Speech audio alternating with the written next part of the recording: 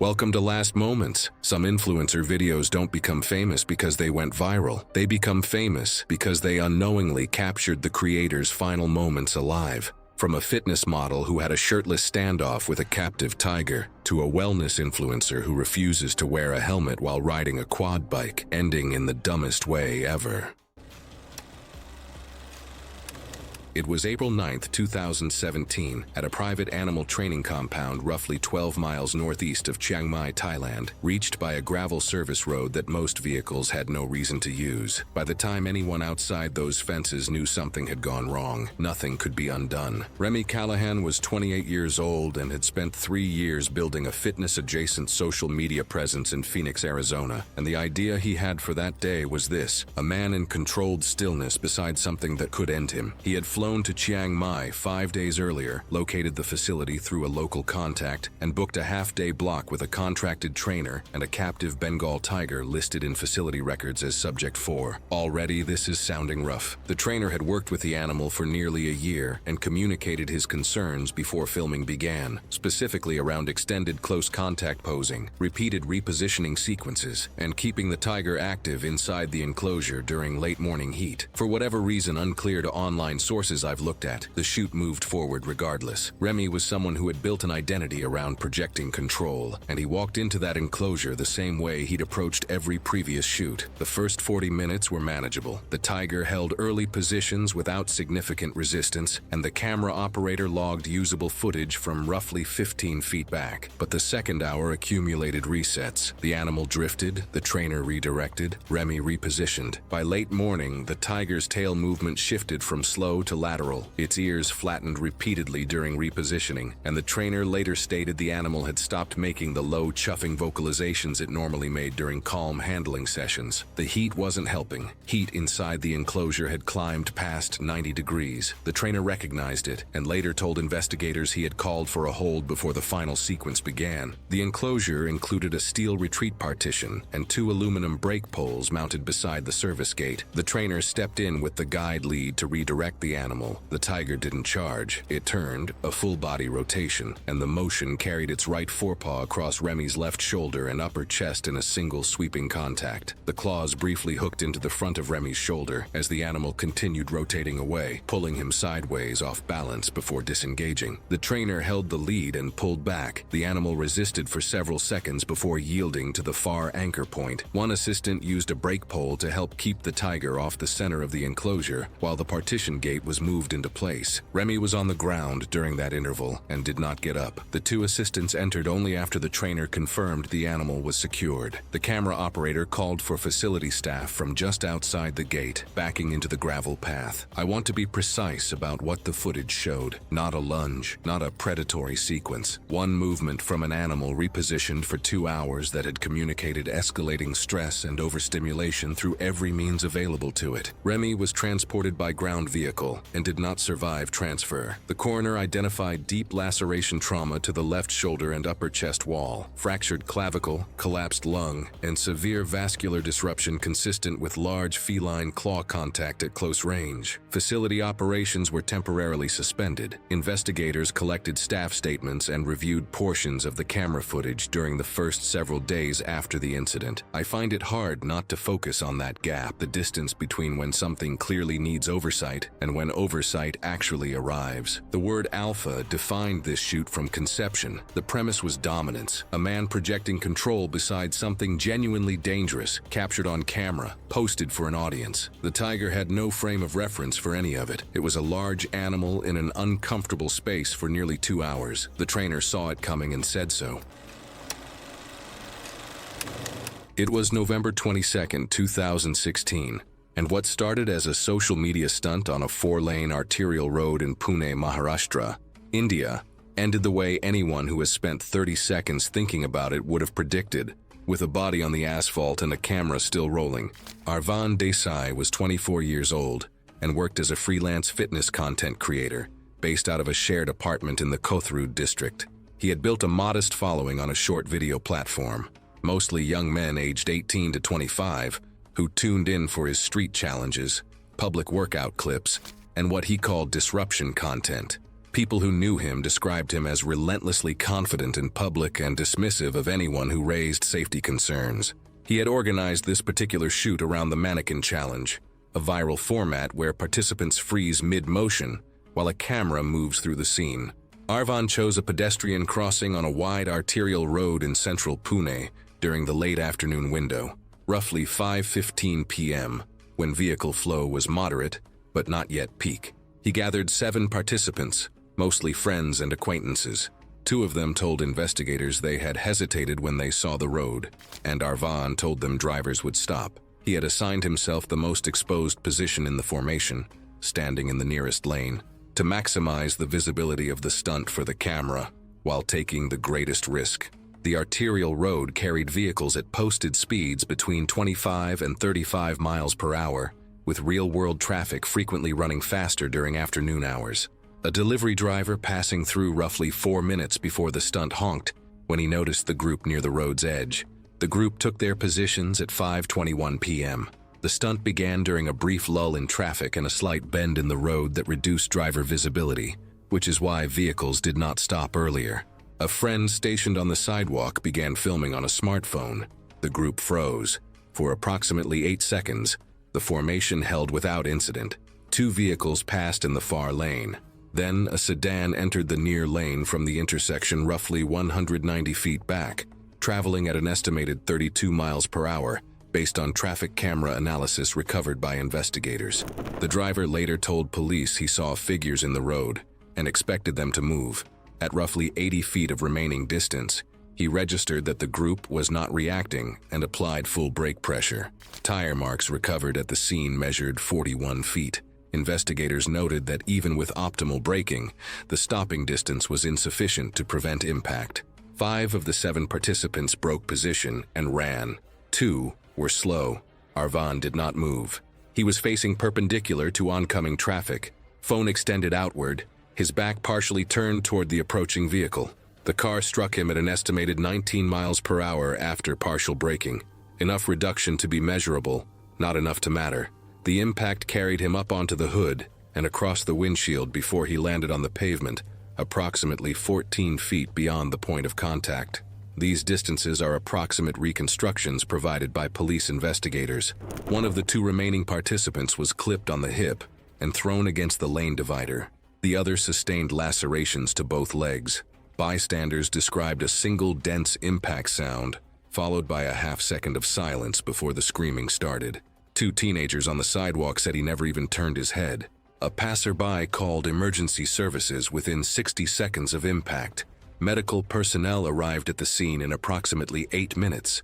Arvan was unresponsive upon arrival and was transported to a regional hospital where he was pronounced dead.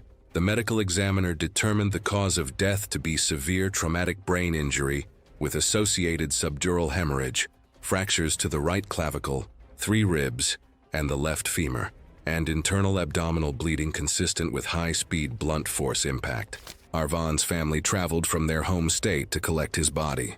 His mother was photographed outside the hospital by a local news outlet, and his funeral drew a small gathering of family and a handful of friends.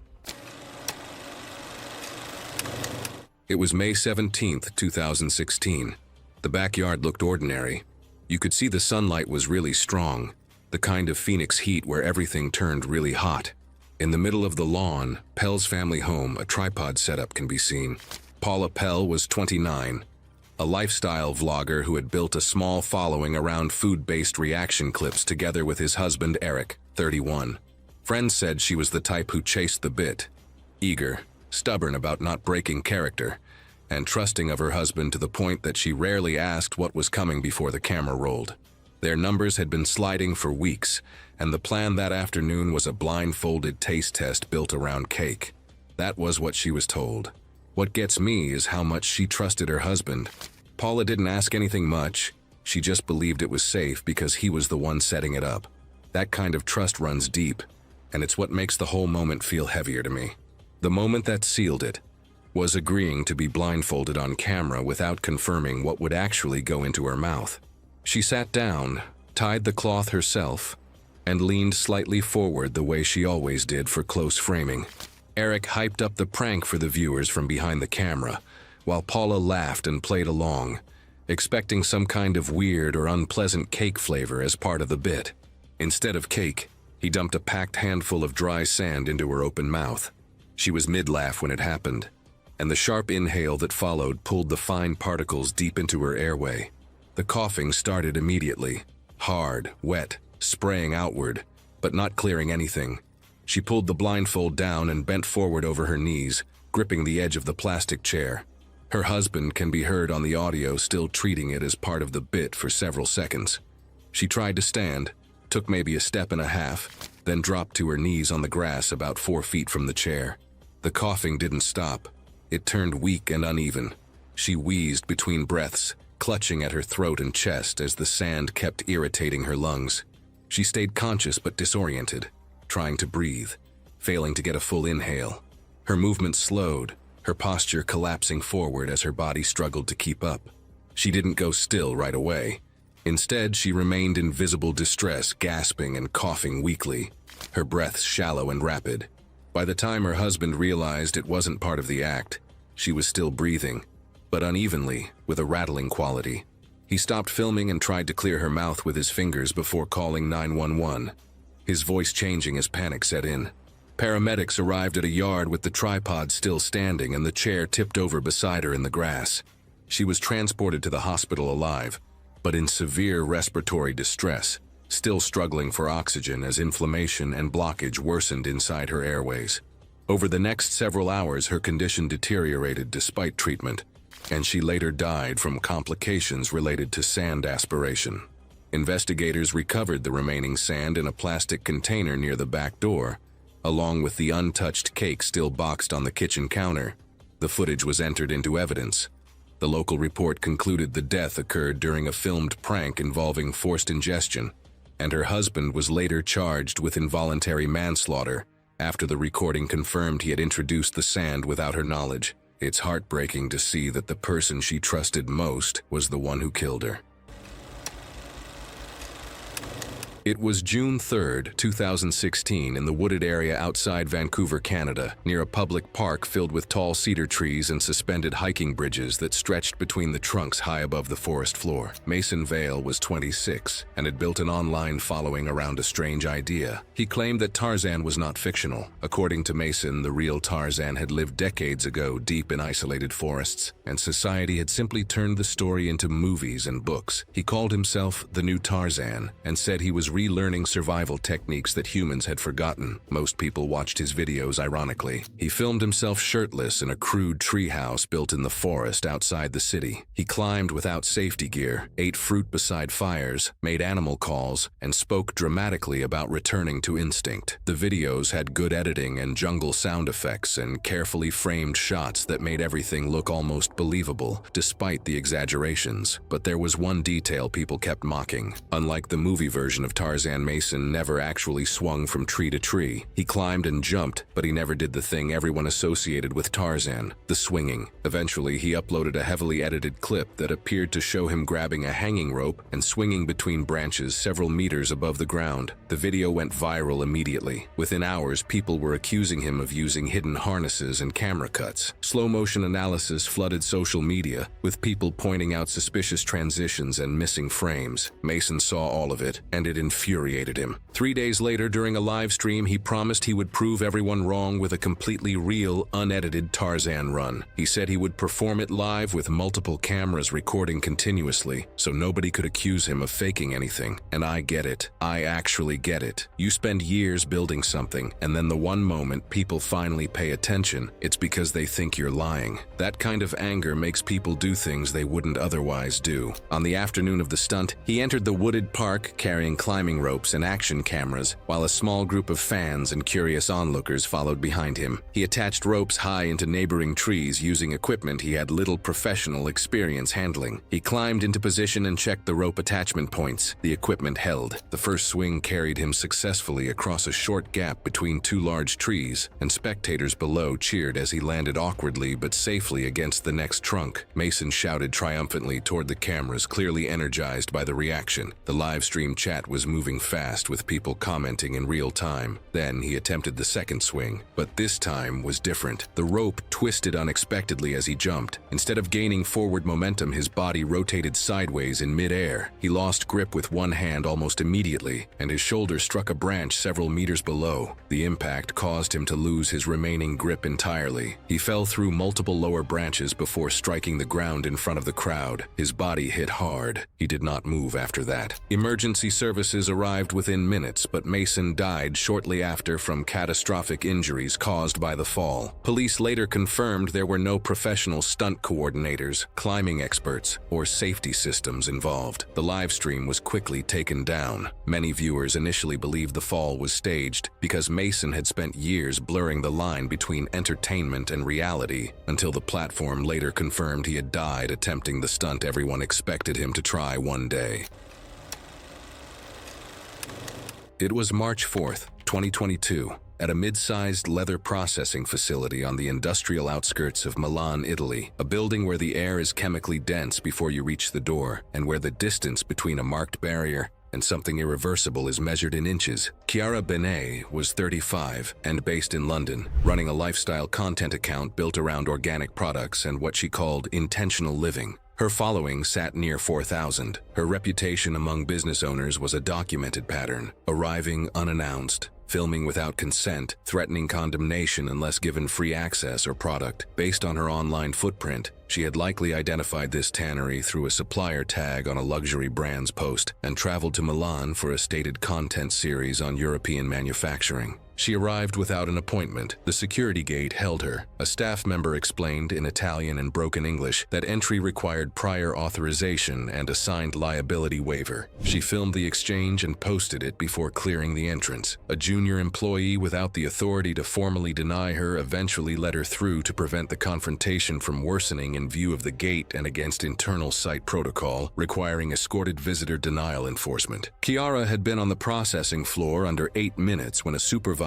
attempted to redirect her from the VAT-level walkway. She stepped around him and ducked under a safety chain at waist height. 2 workers followed her up the grating stairs, one calling for the floor supervisor by radio. She was still filming and narrating into her phone when her left foot landed on a section of grating saturated with chemical runoff and industrial wash water that had pooled unevenly across the mesh surface. The slip gave no warning. Her foot lost traction on the wet, residue-slick platform surface, and she stumbled forward in a sudden, uncontrolled step, her upper body pitching down as her core tried to compensate for the abrupt shift in balance. Her hands came up almost immediately in an instinctive reflex to stabilize herself, but the movement was slightly mistimed, and her fingers only brushed the railing without establishing a firm grip. Her forward momentum increased over the next fraction of a second as her trailing foot failed to recover under her center of mass, effectively removing any remaining base of support. She made brief, partial contact with the platform lip, not enough to arrest or redirect her motion, and that momentary impact only altered her trajectory slightly rather than stopping it. The railing, positioned above waist height, offered no effective catch point during the downward pitch. The fall developed as a single continuous movement, with no visible recovery attempt succeeding once her balance line had passed beyond the platform threshold. She fell in the vat. The 2 workers at the top of the stairs reached the railing within 2 seconds. One triggered the emergency stop alarm mounted to the railing post. The other ran to the shutdown panel at the base of the stairs. Neither entered the water. The surface agitated briefly from the initial disturbance and from the pressure shift caused by safety system activation beneath the platform. The mechanical circulation system ran approximately 4 more seconds before the shutdown reached floor-level components. Then, the surface settled into a flat, controlled stillness. The floor supervisor called emergency services at 11:14 a.m. A fire and hazmat team arrived at 11:51 a.m. Recovery required full chemical protective equipment and extended several hours into the afternoon. The coroner's report listed cause of death as chemical immersion fatality, consistent with acute exposure to industrial alkaline solution, causing severe chemical burns, rapid tissue destruction, and fatal systemic shock,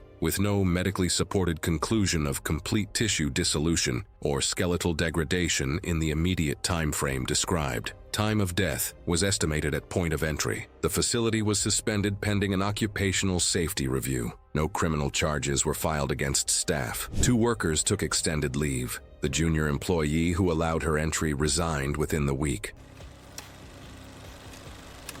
It was March 14, 2016, on a commercial road in Quezon City, Philippines, where a crosswalk didn't need to be broken to be deadly. It just needed to be ordinary. Reina Marie Castillo was 24 years old and ran a fitness Instagram page. Her content covered intermittent fasting challenges and bodyweight workouts shot on public streets and in her apartment. She was known for responding personally to nearly every comment. That morning, she planned a fasted sprint challenge, her first outdoor shoot in weeks, and had told a friend she wanted footage that looked like a real person genuinely doing the thing. The route ran through a commercial strip she used for her daily commute. She had not walked it specifically before filming. Sidewalks were interrupted every 30 to 40 feet by vendor carts and parked motorcycles, pushing foot traffic into the outer vehicle lane in stretches. She wore a waistband phone holder but had removed the device to mount it on a selfie stick extended forward at arm's length while jogging. In the first 4 minutes of recovered footage, she slowed twice to check framing, then accelerated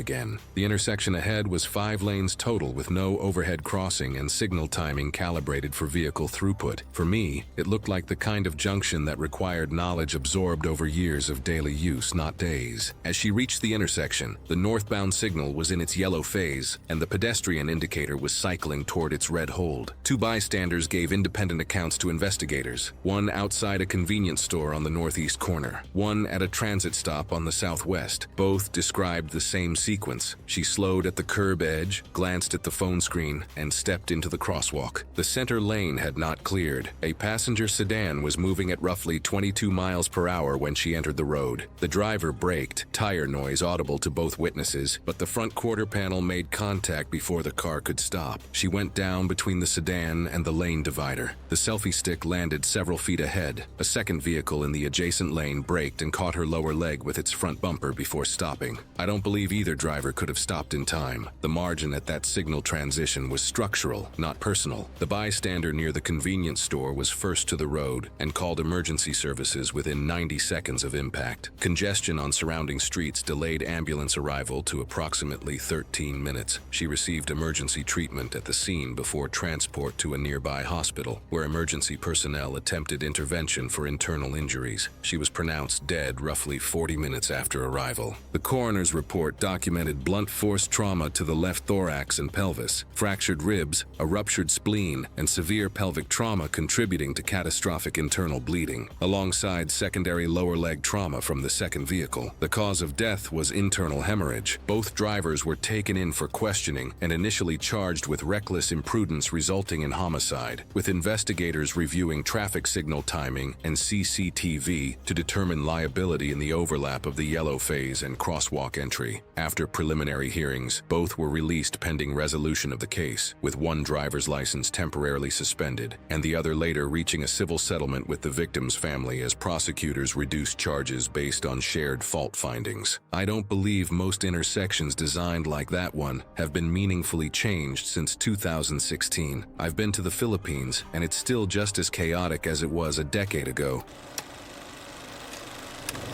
It was June 14, 2014, on the 23rd floor rooftop of a residential commercial tower in Makati City, Philippines. A building unremarkable in every way, except that it happened to be the last place Benedicto Santos ever stood. Benedicto was 24 years old and a self-proclaimed digital nomad influencer, openly dedicating his life to traveling, filming, and posting content online for followers he called his community. He had dropped out of a business administration program 2 years earlier to fully embrace this lifestyle, which he described to family members as a career in being an influencer. Most of his income came from reposted material, sponsored content, and aggressive self-promotion. Friends described him as relentlessly performative, someone who understood how attention worked, but to a fault. He had previously climbed a construction crane near a shopping complex for a photograph and posted it despite being escorted off by security.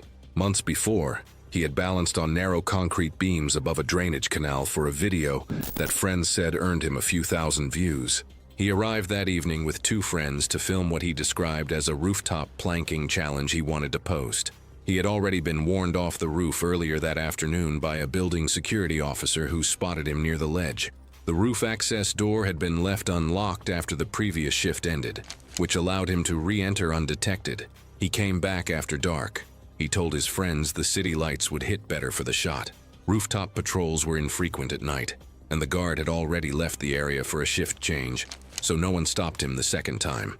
The plan was a plank, his body extended horizontally, elbows planted on the roof's concrete lip, the lower half of his torso hanging past the edge 23 floors above the pavement. The concrete lip was approximately 8 inches wide, and by evening Manila's humidity had pulled condensation across every exposed surface on the roof. Where Benedicto positioned his palms, the concrete was smooth and faintly slick. He adjusted his hand placement twice before committing. One of his friends later told investigators they noticed him doing this and said nothing. He held the position for several seconds. The friend filming later said Benedicto's fingers were flexing and re-gripping the edge continuously. His elbows began to tremble, barely visible at first, then pronounced enough that the friend dropped the phone slightly out of frame. Benedicto laughed mid-pose. His right palm then slipped inward by a few centimeters. That shift transferred his center of gravity forward by enough to matter. Both elbows buckled nearly simultaneously. His chest struck the lip of the roof, a hard, flat impact that might have slowed things down if his forward momentum had been lower. It wasn't. His body continued rolling over the edge.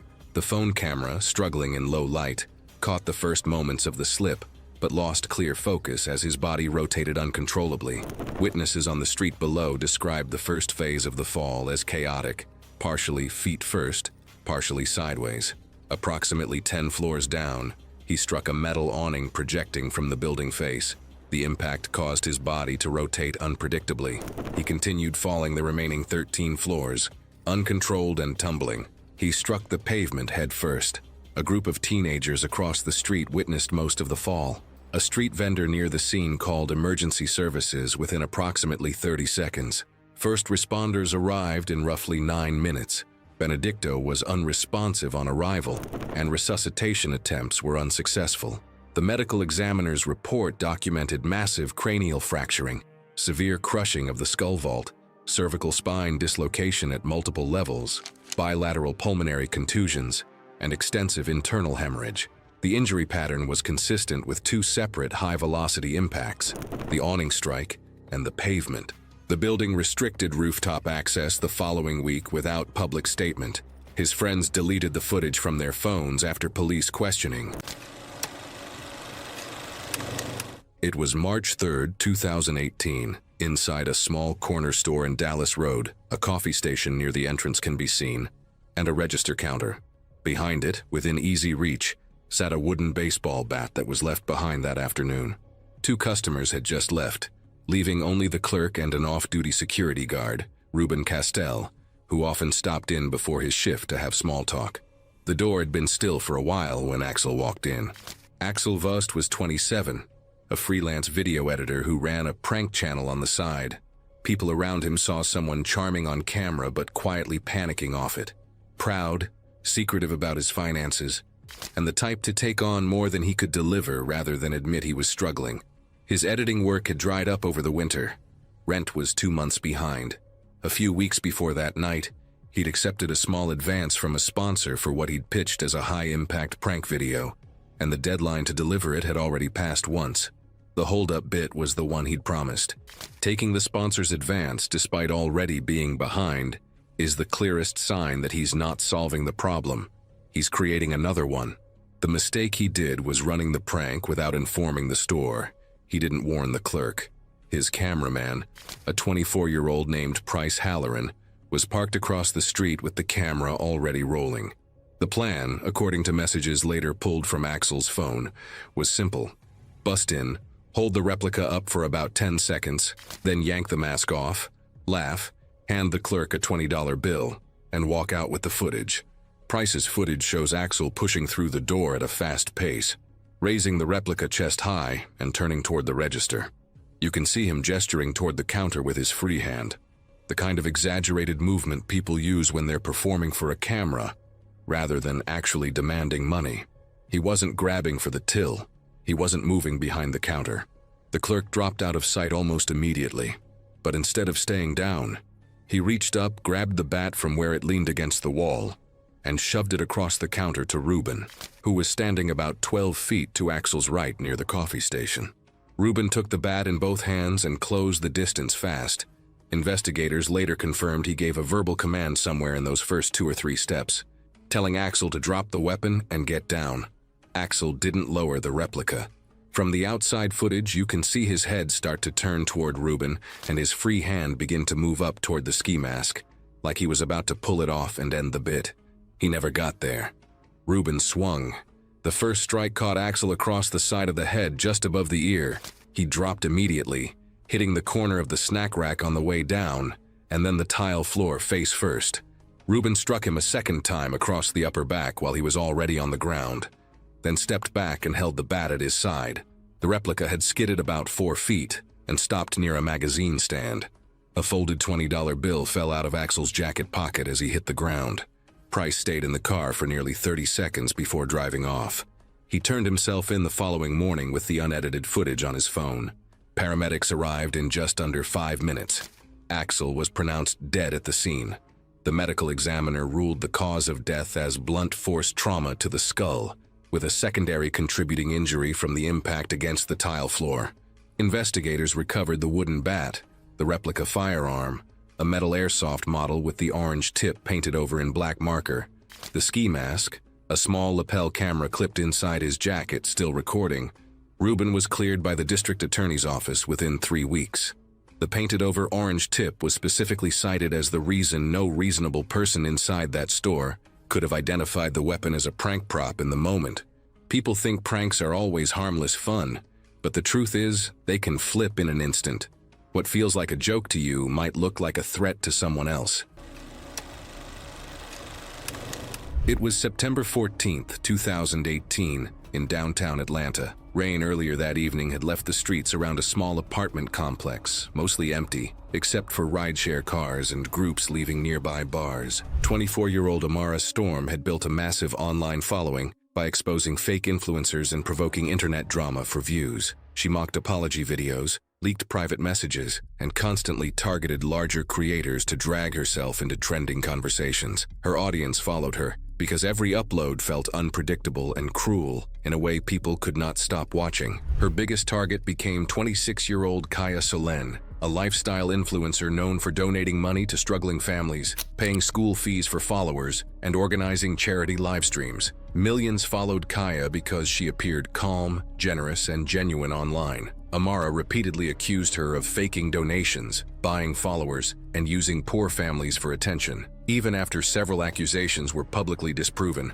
the harassment continued through videos, live streams, and social media posts. Eventually, Kaya's supporters retaliated aggressively. Thousands flooded Amara's pages with insults and threats. Her apartment address was leaked online. Some followers filmed themselves mocking her in public after recognizing her from the internet. Nearly every live stream turned into hours of harassment and arguments. During later streams, Amara appeared exhausted, emotionally unstable, and increasingly isolated inside her apartment. I want to stop here because I think this part gets rushed past, and it shouldn't. The truth is that she brought it upon herself. As more people sided with Kaya, the backlash against Amara intensified. Brands quietly ended sponsorships after her attacks drew widespread criticism online. Several endorsement deals disappeared within weeks, and former collaborators publicly distanced themselves from her. Losing sponsorship income only worsened her increasingly unstable behavior online. On the night of September 14th, she started another live stream. Thousands joined over the next several minutes expecting another emotional breakdown or public argument. At first, she cried while talking about how everyone hated her and how her life had become impossible. She was trying to create another viral sympathy moment to get in her viewers' and followers' good graces. About 20 minutes into the stream, Amara placed a bottle of Diclorvos insecticide on the desk beside her computer. She told viewers she was done with everything, before taking what appeared to be a quick swallow from the bottle. Seconds later, she began coughing heavily and complained that she could not breathe properly. Some viewers immediately panicked while others accused her of acting for attention, but within minutes, her speech became slurred and confused. She stumbled away from the desk toward the bathroom, apparently trying to force herself to vomit. Her phone fell onto the floor during the struggle, leaving viewers staring at the ceiling while choking, coughing, and movement continued in the background. The live stream remained active for several more minutes before suddenly ending. At first, many viewers still believed the incident was staged, but multiple welfare calls were eventually made to emergency services, though by the time police arrived, the live stream had already been offline for quite some time. Police forced entry into the apartment and found Amara unconscious on the bathroom floor. Doctors later determined the insecticide caused severe organophosphate poisoning, resulting in respiratory failure and cardiac complications. Amara Cole died 3 days later in intensive care without regaining consciousness. According to investigators, internet searches recovered from her laptop suggested she believed swallowing a small amount would only make her temporarily sick and frighten viewers into sympathizing with her again. The live stream was removed within hours, but archived copies spread permanently across the internet.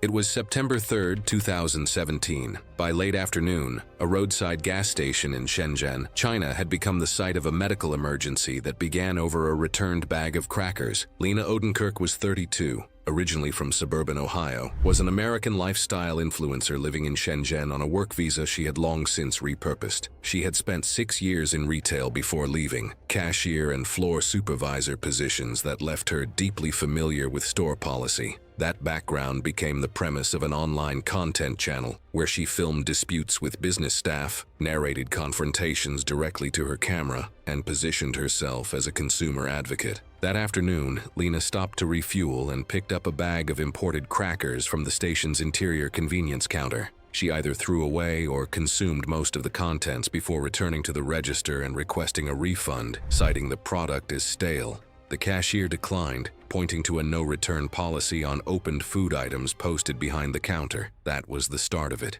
Within 2 minutes of the refusal, Lena was already filming. She narrated the interaction to her phone's camera, raised her voice, and knocked items from a nearby rack. Staff called a supervisor. She moved outside, planted herself in front of a vehicle at the pump lane, and blocked it until drivers honked. She returned inside moments later. The supervisor had not yet arrived. 2 customers and a delivery driver were present in the shop. The cashier had not moved from behind the counter. Lena approached the display case and struck its side panel with the base of her palm. Once, then again. Witnesses said she hit the same location 3 to 4 more times without pausing. On the 4th or 5th blow, the glass fractured along the lower edge seam. The panel did not shatter outward. It collapsed inward in large, uneven pieces, suggesting it was not a standard tempered panel. Her right arm followed through the motion before she could stop it. A jagged edge of broken glass sliced across the underside of her right forearm at the wrist. The cut penetrated deeply, severing the radial artery and likely damaging adjacent vascular structures, tearing through surrounding soft tissue down to the bone. She recoiled through the frame, jerking backward as the edge cut further. Blood followed immediately, gushing from the wound and smearing darkly across the broken glass, dripping onto her clothes and the concrete beneath her.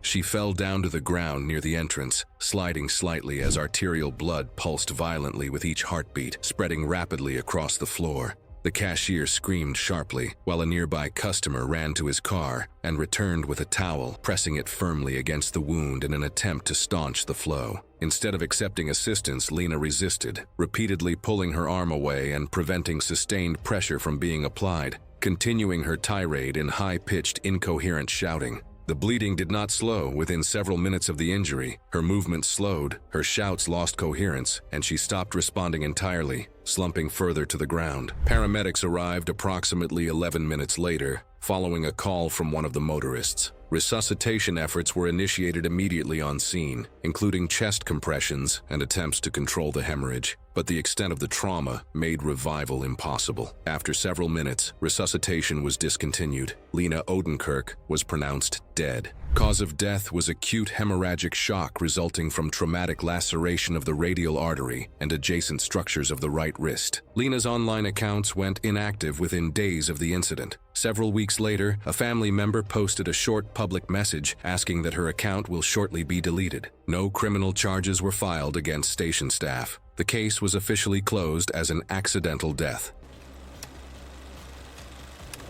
It was March 7th, 2018, at a small 24-hour gym in Hyderabad, India, just past 3 in the morning. What does it take for a room to feel dangerous when every single piece of equipment has been familiar for years? Arjun Verma was 30 years old and held a mid-level software position by day. The hours that defined him as a fitness influencer came earlier, before dawn, in a gym that smelled of rubber flooring and old iron. Within his local amateur powerlifting circle, he was known as someone who trained harder than his low following on his Instagram account suggested. He had spoken openly for months about hitting a specific squat milestone, framing it as the centerpiece of a content series he believed would expand his modest fitness audience. That morning was the morning he intended to film it. Now, according to other people, it's worth knowing that the decision to train alone before sunrise wasn't unusual for him. Early sessions were his routine, the way he separated himself from the recreational crowd. What was unusual was the weight on the bar, a personal record attempt with no safety arms engaged and no spotter present. Other members had warned him more than once about the rack he preferred, a corner unit with manually adjustable arms he consistently left in the stored position. He had always acknowledged the concern and kept training. I think the warnings were specific enough that someone should have found a way to stop him from attempting that weight alone. Although that's not about blame, it's just what I believe. He positioned his phone on a small ledge near the rack to capture the lift from a low angle. The bar was loaded to approximately 330 pounds. The safety arms were not set. The gym was otherwise empty except for a night cleaner working near the far entrance, a man who would later tell investigators he heard nothing unusual during the attempt itself. No crash, no shout, only, eventually, the lack of the usual plate and bar movement sounds from the squat area. The CCTV footage, reviewed by investigators, shows Arjun descending into the squat with the bar positioned across his upper back. The descent is controlled to roughly parallel depth. What follows takes under 3 seconds. His left knee tracks inward slightly on the way up, a small asymmetry that compounds quickly under load. The bar tilts fractionally to the right. He leans forward, an apparent effort to redistribute, a partial bail. But as his torso pitches forward, the bar rolls upward along his upper back toward the base of his neck. His hands remain on the bar. He goes forward. The bar does not. He comes down onto the floor in front of the rack. The bar lands across his upper back and neck. On the footage, there is no visible attempt to free himself afterward, and movement becomes minimal almost immediately. The night cleaner noticed the prolonged absence of bar sounds around 20 minutes later and walked toward the squat area. He found Arjun beneath the bar on the floor and notified gym staff, who contacted emergency services. Resuscitation was attempted at the scene and was unsuccessful. He already died minutes ago. The coroner determined cause of death to be traumatic cervical spine injury with neck compression and associated airway compromise, consistent with a loaded barbell impacting the posterior neck and upper thoracic region during an uncontrolled descent. The content series was never uploaded. His phone, recovered from the ledge, had captured the entire lift, but was held onto by authorities. However, I think that Arjun's footage should be required viewing for every amateur lifter who thinks they'll set the safeties next time, because the difference between a personal record and a cervical spine fracture is 3 seconds and one piece of adjustable steel.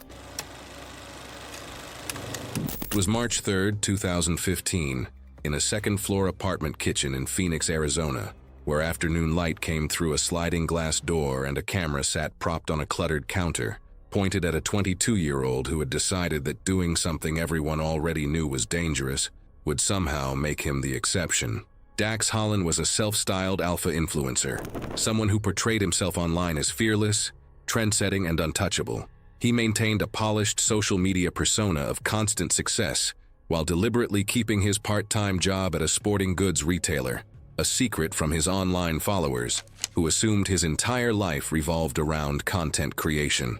Friends described him as someone who corrected minor facts mid-conversation, posted carefully staged photos of borrowed cars and gym progress, and could spend 45 minutes crafting a caption. His roughly 3,000 followers on his channel were modest by most standards, but friends said that he referenced that number constantly as evidence of his rising influence and superiority over other creators. His plan for that afternoon was specific: film himself taking 3 times the standard amount used in the Cinnamon Challenge, succeed where others had failed, and post the video before the end of the day. The Cinnamon Challenge had been circulating online for years, and most people who attempted it understood why it didn't work. Dry cinnamon powder cannot be swallowed cleanly. The particles coat the throat, draw moisture from saliva, and form a dense paste that resists clearing. Dax had watched clips of this play out on other people's channels. His roommate, Caden, had also watched them and said so plainly when Dax showed him the jar. Dax measured out his portion, set it on the counter, and said he'd be fine. The kitchen was small, roughly 10 feet between the counter and the far wall. A paper towel roll sat next to the stove. The camera was already recording. Dax tipped the spoon into his mouth in one motion. For about 1 second, nothing happened. Then he inhaled sharply. A reflex, not a choice, and a dense cloud of cinnamon pulled into his airway. Coughing started immediately, violent and percussive. Caden later described it to investigators as dry at first, then wet and desperate within about 15 seconds. Dax bent forward, bracing both hands on the counter. The cinnamon had already begun mixing with saliva to form a thick, fibrous paste along the back of his throat. Each inhale drew more particles deeper rather than clearing it. His face reddened from the sustained effort of coughing. After about a minute of continuous coughing, the color in his face began to fade. He reached up and clawed at his throat, not theatrically, but the way someone does when trying to physically locate the problem. The motion knocked the camera from its position. Caden moved to him immediately and delivered back blows, firm between the shoulder blades, but Dax was already losing coordination and dropped to his knees. A thick, paste-like residue was visible on his lips and along his teeth.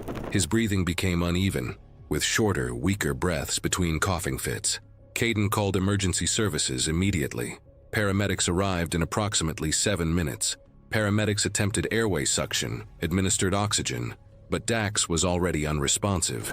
He was transported to a regional medical center in critical condition and pronounced dead shortly after arrival. The medical examiner determined the cause of death to be acute hypoxic respiratory failure secondary to aspiration of foreign particulate matter, with diffuse bilateral bronchial obstruction and early chemical irritation to the lower respiratory tract. No underlying respiratory conditions were identified. Caden was left shaken, but returned to work and daily life quietly, never posting about the incident. Dax's video channel went inactive within days. A small number of comments accumulated from people speculating about what had happened, and then the page was taken down entirely. It was November 14th, 2017. The apartment sat on the second floor of a mid-sized complex in a quiet neighborhood on the north side of Atlanta. Inside, the living room was lit by a ring light positioned about 6 feet from the couch, with a phone mounted on a tripod, aimed at the front door.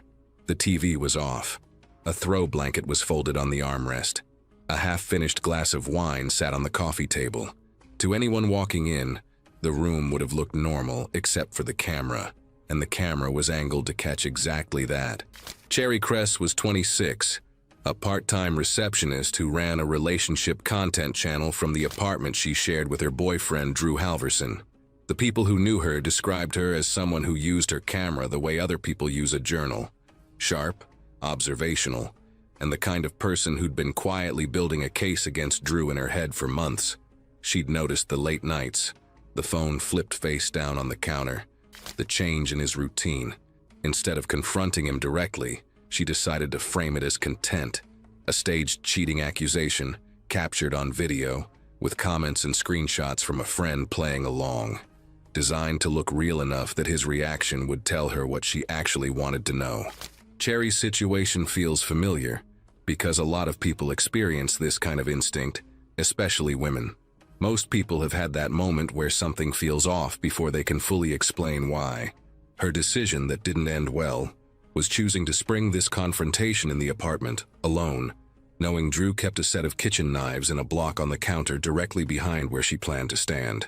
They'd argued the week before about whether she felt safe around him when he was angry. She'd told a co-worker she didn't, and then went ahead with the setup anyway because she'd convinced herself the camera changed the math, that he wouldn't do anything with the lens running. The footage, recovered from the tripod, shows her sitting on the couch when Drew came home around 9:15. She didn't greet him. She started speaking directly into the camera, holding up her phone to show the staged screenshots she'd prepared earlier that afternoon. Fabricated messages between herself and a friend, designed to look like she'd been caught. Drew stood in the doorway for about 4 seconds before stepping inside and closing the door behind him. He asked her what she was doing. She didn't answer him. She kept narrating to the camera. He moved toward her, voice rising. She stood up from the couch but stayed in frame. The argument escalated fast, faster than she seemed prepared for. The footage shows her hand come up at one point like she was about to stop the recording, then drop again. Drew walked past her into the kitchen. He came back with one of the knives from the block. He crossed the room in about 3 steps. She turned toward him as he closed the distance and tried to step back behind the couch. He stabbed her once in the upper torso. She fell sideways into the coffee table, knocking the wine glass over, and went down on the floor between the couch and the TV stand. He stood over her for several seconds before walking back to the kitchen. A neighbor in the unit below heard the impact and the silence after, and called 911 within 2 minutes. Paramedics arrived in about 8 minutes. Cherry was pronounced dead at the scene.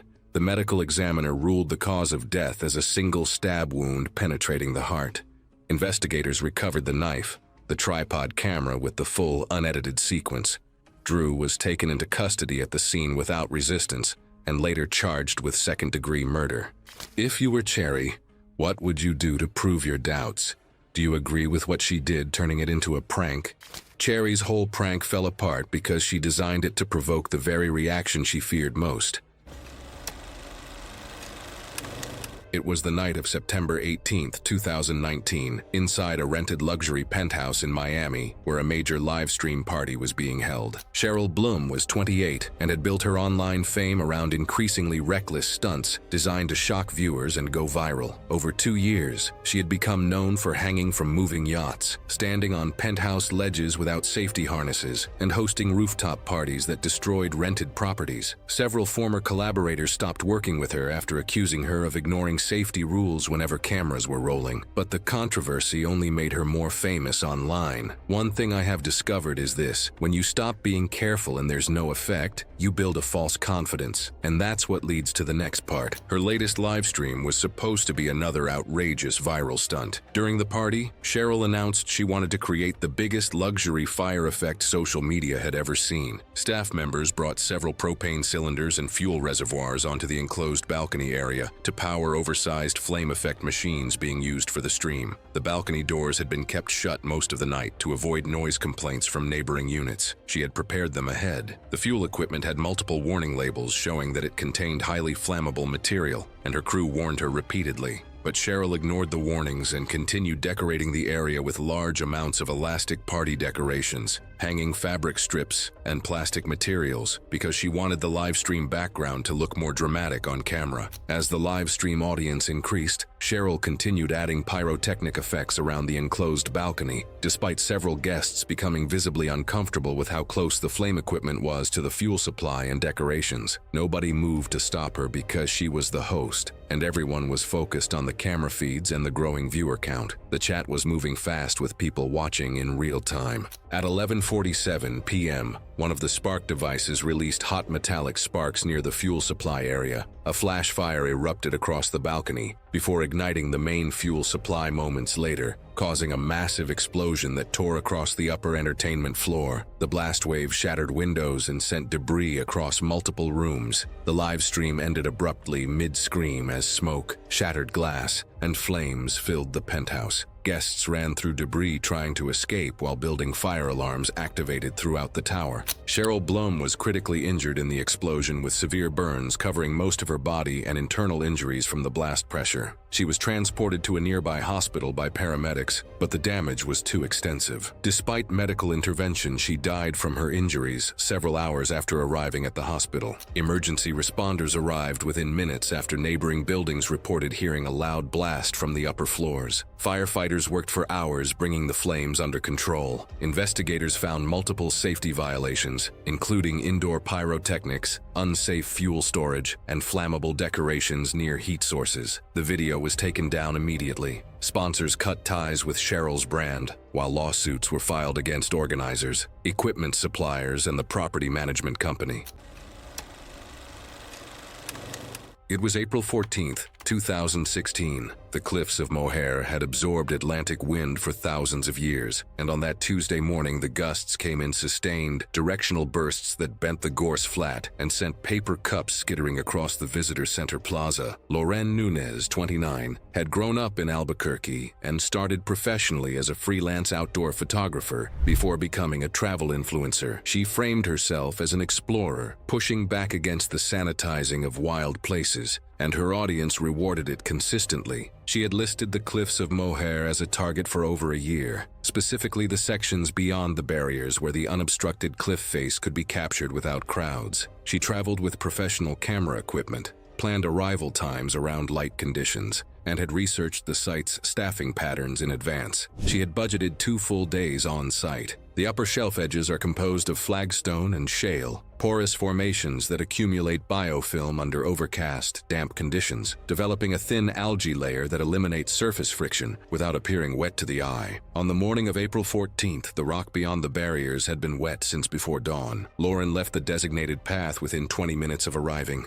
A staff member intercepted her and explained the zone beyond the barrier was closed due to wind. According to staff reports and multiple bystander accounts, she told him the barrier was designed for people who didn't know what they were doing, demanded to know under what legal authority she was being stopped, and told him the park was treating paying visitors like children. She said she had been to more dangerous places and nothing had happened. 2 additional staff members approached over the next 20 minutes and received the same. She filmed all 3 interactions. Tourists nearby had begun recording as well. She stepped over the waist-high barrier while still filming. She positioned herself on a natural rock shelf roughly 4 feet wide, approximately 15 feet past the barrier, sloped toward the ocean. She adjusted her footing once, then held her phone out to frame the shot. The site's weather station logged a 52-mile-per-hour crosswind gust along the cliff face at that moment. Her left shoe lost contact with the rock first. The slope angled her weight toward the edge as she tried to step right to correct. The correction failed. Her arms came up and out. She went backward, not over the face, but out, away from the cliff entirely, into open air. The fall covered approximately 600 feet. Witnesses on the path saw her body strike a rock outcrop roughly 200 feet below the cliff top. The impact produced a sudden, visible change in the body's direction and rotation before the fall continued. Several people who had been filming stopped at that point. The sound reached the footpath a fraction of a second after the visual. Wave action covered the surface within moments. Park staff contacted emergency services immediately. A Coast Guard unit arrived within 15 minutes, but sea conditions along the base of the cliffs delayed recovery for several hours. Her body was located and brought ashore that afternoon. Coroner findings noted massive blunt force trauma,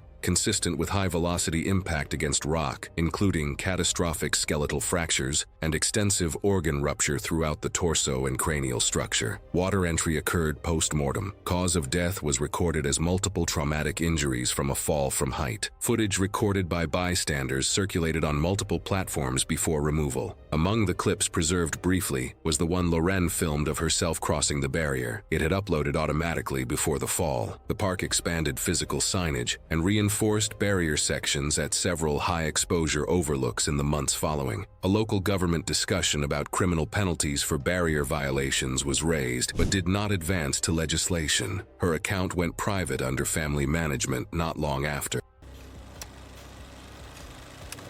November 3, 2018, on the outskirts of Milan, Italy, inside a near-empty commercial gym. The building had just about sealed itself shut for the night, except something had already begun to fail upstairs, and nobody would realize it until the only witnesses were security cameras. Marco Feltri was 27 years old and had spent 3 years building a modest but loyal following on fitness platforms by documenting his training sessions and supplement routines from a mid-tier gym in Milan's northern district. His long-term girlfriend later told investigators he had been planning to pitch himself to a larger supplement distributor and believed a high-engagement challenge video would be the leverage he needed. That night was supposed to be the upload that changed his trajectory. Now I know that the challenge itself was not new. The dry scoop format, consuming powdered pre-workout concentrate without water, had circulated online for months by that point. What Marco did differently was the quantity. The container he brought was a full serving tub, and based on recovered footage and the amount missing from the container, investigators estimated he consumed somewhere between 3 and 4 times a standard standard dose in a single attempt. The powder was a high-stimulant formulation marketed toward serious gym users, containing high levels of caffeine, along with stimulant compounds and nitric oxide boosters commonly found in aggressive pre-workout formulas from that period. He did not measure it. The camera shows him laughing between scoops, addressing the lens directly, performing the kind of exaggerated confidence that reads well in short-form video. Within minutes, early signs of acute stimulant toxicity begin to appear. Visible agitation, tremor, and a sudden shift into uncontrolled cardiac stress, consistent with arrhythmia and neurologic overload. Moments later, the gym employee working the front desk that evening, a man in his early 30s, told investigators he heard coughing, loud, sustained, the kind that doesn't stop and resolve itself. He looked toward the training floor and saw Marco moving away from his camera setup, hunched forward, one hand pressing against the wall. The employee stepped out from behind the desk. The late shift cleaner, a woman in her mid-50s working near the locker room corridor, later said she heard what she described as a strangled, wet sound, followed by footsteps moving fast and irregular. Both witnesses began moving toward the stairwell at roughly the same time. By this point, the stimulant reaction escalates into a likely seizure, with loss of motor coordination and momentary cognitive disorientation as he reaches the stairwell landing. The security footage from the stairwell corridor captured what followed without ambiguity. Marco entered the frame moving at a pace that was clearly too fast for his condition, his gait uneven, his right shoulder dragging against the wall. He reached the top of the stairwell and lost his footing on the second step. He did not fall cleanly. His descent covered 4 steps in a forward rotating collapse, his head striking the 4th step edge before his body came to rest against the half-wall landing 7 steps down. He remained largely motionless afterward, showing only slight movement from his left arm. The gym employee reached the stairwell within seconds and called emergency services immediately. The late shift cleaner knelt beside Marco and repeatedly asked if he could hear her, but avoided trying to move him after seeing blood near his head. Emergency responders arrived, and Marco was conscious intermittently during stabilization, but deteriorated significantly before transport could begin. Paramedics worked at the scene for over 20 minutes before moving him. He died at the hospital 4 hours after arrival. I think some challenges are just stupid. Not edgy stupid, not risky in an exciting way stupid, just plainly, factually stupid, and this one belongs in that category without any nuance required. Nobody held a press conference. Nobody issued a statement. The gym reopened the following morning. It was July 29, 2014, on the second-floor balcony of a residential building in Minneapolis, Minnesota. A warm afternoon. A small crowd gathered below in the courtyard, and a setup that, on paper, looked like every other viral video being made that summer. It didn't end like one. Lauren Cade was 27 years old and ran a fashion and lifestyle page that had built a consistent following over roughly 2 years. She worked part-time at a local clothing boutique and supplemented her income through small brand partnerships. Her content strategy was deliberate: daily outfit posts, commentary on trending topics, and timely participation in whatever challenge had captured that week's attention. She had a reputation among followers for being engaged and responsive. Her plan for the Ice Bucket Challenge was a scaled-up version: 3 industrial containers instead of the standard single bucket, filmed in sequence. She had coordinated the shoot with a group of friends, one on the balcony to pour, one filming from the courtyard, and one standing slightly back to assist if needed. She had walked through the setup earlier that afternoon, checking positions and timing, confident her coordination and reflexes would handle the shock of each pour.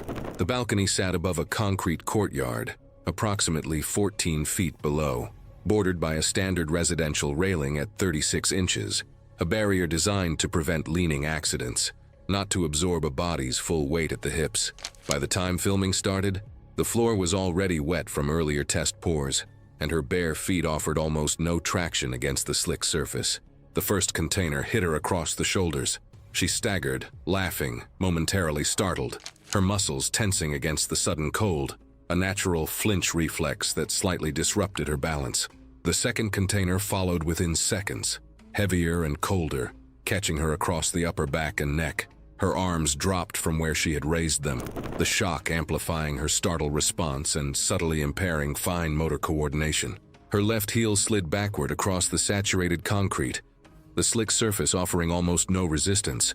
As she desperately tried to adjust her footing, she twisted her torso, arms flailing slightly in an attempt to regain balance.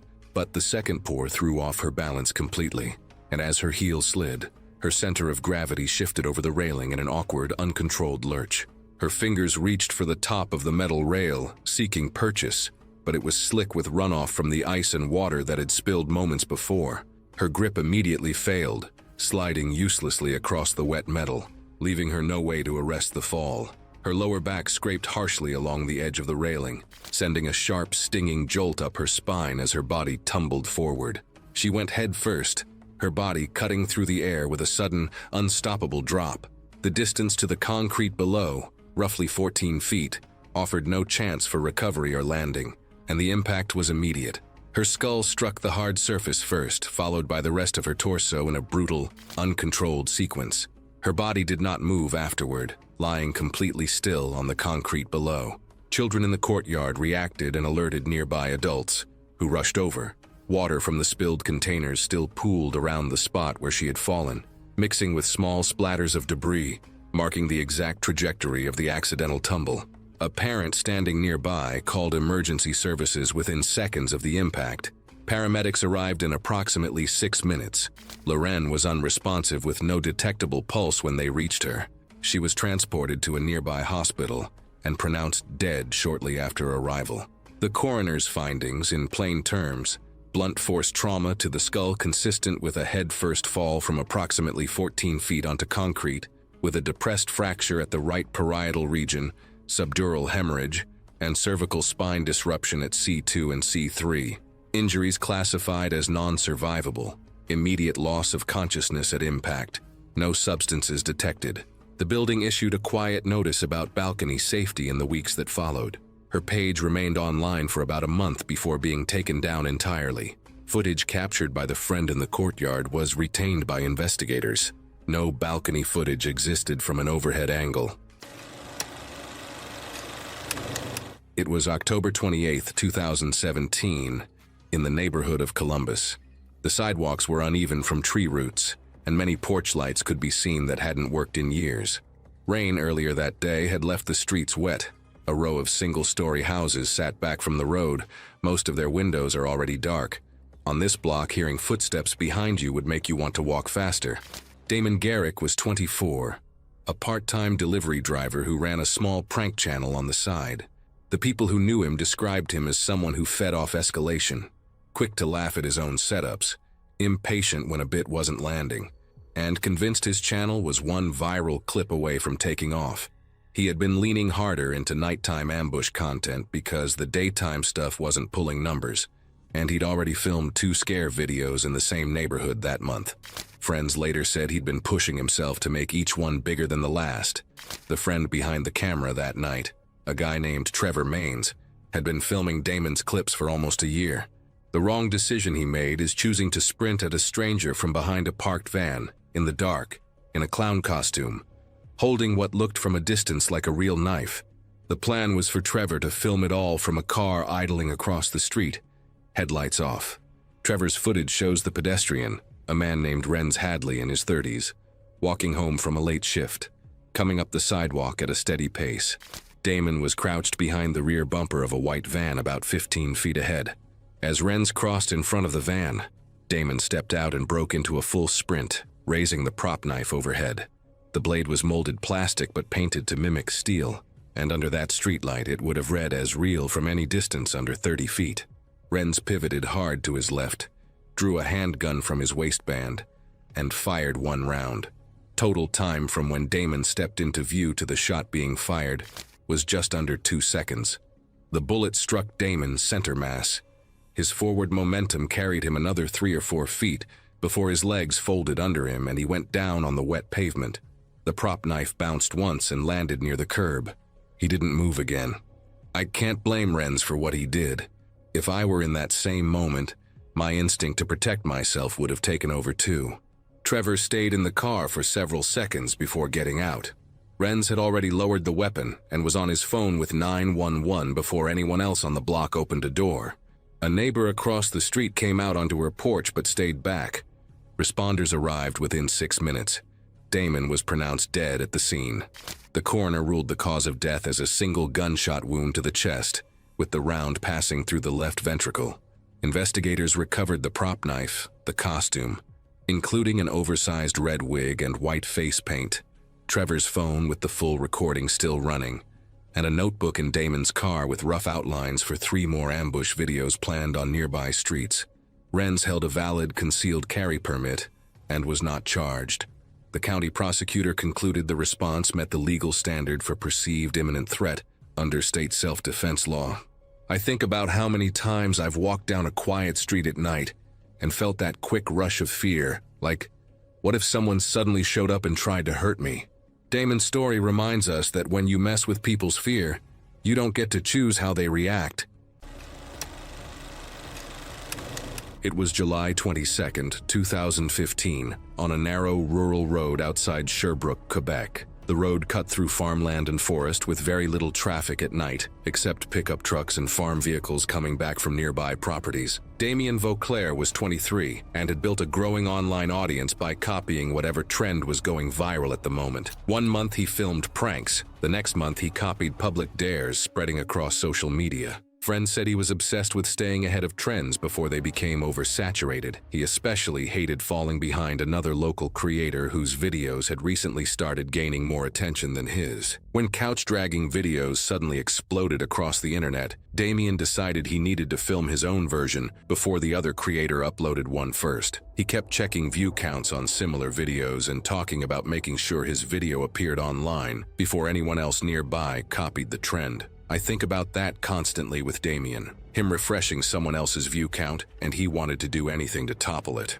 Late that evening, Damien and several friends drove out to isolated back roads carrying an old 3-seat couch tied to the back of a pickup truck using tow straps and rope. Multiple phones were positioned around the truck to record different angles, while another friend followed behind in a second vehicle filming footage for social media uploads later that night. At first, the couch slid behind the truck without major problems. As the driver slowly increased speed along the empty road, Damien was laughing and shouting toward the cameras while trying to balance himself against the violent shaking of the couch as it bounced across cracks and loose gravel. The couch jerked sideways repeatedly, and Damien nearly fell once, grabbing the frame to catch himself. He laughed it off and kept performing for the cameras. One of the tow straps was visibly loosening as the couch scraped and bounced. Someone in the truck yelled that the speed needed to be faster for a good shot, and the driver pushed the accelerator harder. Friends were shouting for Damien to do something more dramatic, to stand up or move around more. The truck entered a slight curve in the road while traveling much faster than before. The couch fishtailed violently across the pavement and swung partly into the opposite lane. An approaching SUV appeared around the curve only seconds later, with its headlights cutting through the darkness. Damien noticed the headlights at the last moment and jumped off while the couch was still moving at high speed. The momentum threw him hard across the gravel shoulder. His head struck a large exposed stone near the ditch, and his body rolled several more feet through the grass before stopping. The couch narrowly missed the SUV as the pickup driver swerved back into the proper lane. For several seconds, nobody moved. Then someone screamed. Friends ran toward Damien. He was not moving, and blood was coming from his head, and someone finally called 911. Paramedics arrived on the rural road several minutes later. Damien was unresponsive and breathing in an uneven way. There was heavy bleeding from his head, and his body was positioned at an angle that looked wrong. His limbs were not responding to anything. Shortly after paramedics arrived, he stopped breathing entirely and went into cardiac arrest. He was pronounced dead before transport to the hospital. Investigators examined the scene and found skid marks showing the truck had been traveling at high speed when the curve approached. No video was eventually uploaded.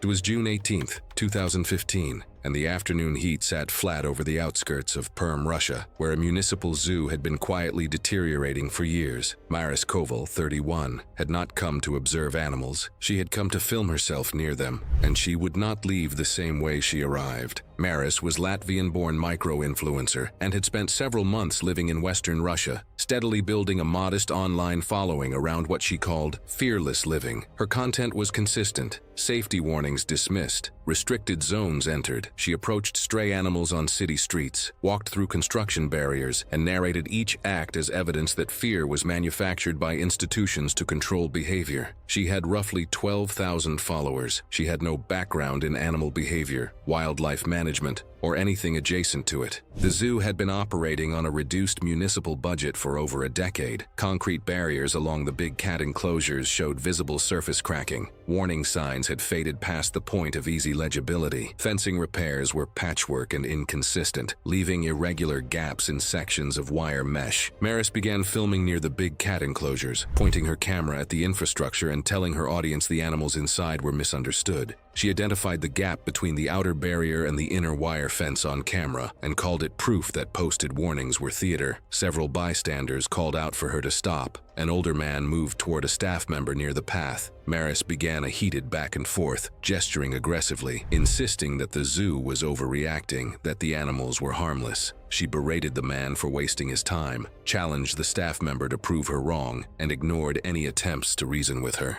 The conversation escalated as she leaned over the edge of the barrier, fingers pointed, voice rising, refusing to step back. She climbed over the outer barrier into the restricted buffer zone and moved to the inner wire fence. She crouched and extended her right arm through a wider section of the mesh. The tiger had been pacing the fence line for several minutes before this, likely due to the noise. The animal closed the distance in a single forward motion. Its jaws locked onto her forearm through the mesh, pressing the limb flat against the metal. The force of the initial impact drove her upper body into the fence. The tiger began moving its head side to side, a motion consistent with how large cats subdue and tear prey, applying simultaneous crushing pressure and lateral force. Blood reached the fence and the concrete behind her within seconds. Maris screamed once, sharply, and then her voice dropped off. The tiger did not reposition. It held the grip and continued the tearing motion, the mesh pressing into the wound site as the arm was worked against the barrier. Witnesses remained outside the buffer zone. No civilian intervention was possible given the arm's position through the fence. A zoo employee activated the emergency alarm, while another retrieved a high-pressure hose used for enclosure cleaning. Sustained water directed at the tiger's head and shoulders caused the animal to release and move several feet back into the enclosure. Maris collapsed against the fence. Staff contacted emergency services immediately, but blood loss was not controllable in the field. They could only pronounce her dead at the scene. The coroner identified the cause of death as traumatic hemorrhagic shock, resulting from severe crush and avulsion injuries to the right arm, compounded by blunt force chest trauma. No intact soft tissue structures remained in the affected limb. In the months following, local animal welfare organizations renewed calls for updated infrastructure at aging public facilities, not because the enclosure had failed, but because the buffer zone had been designed for people who observed its boundaries.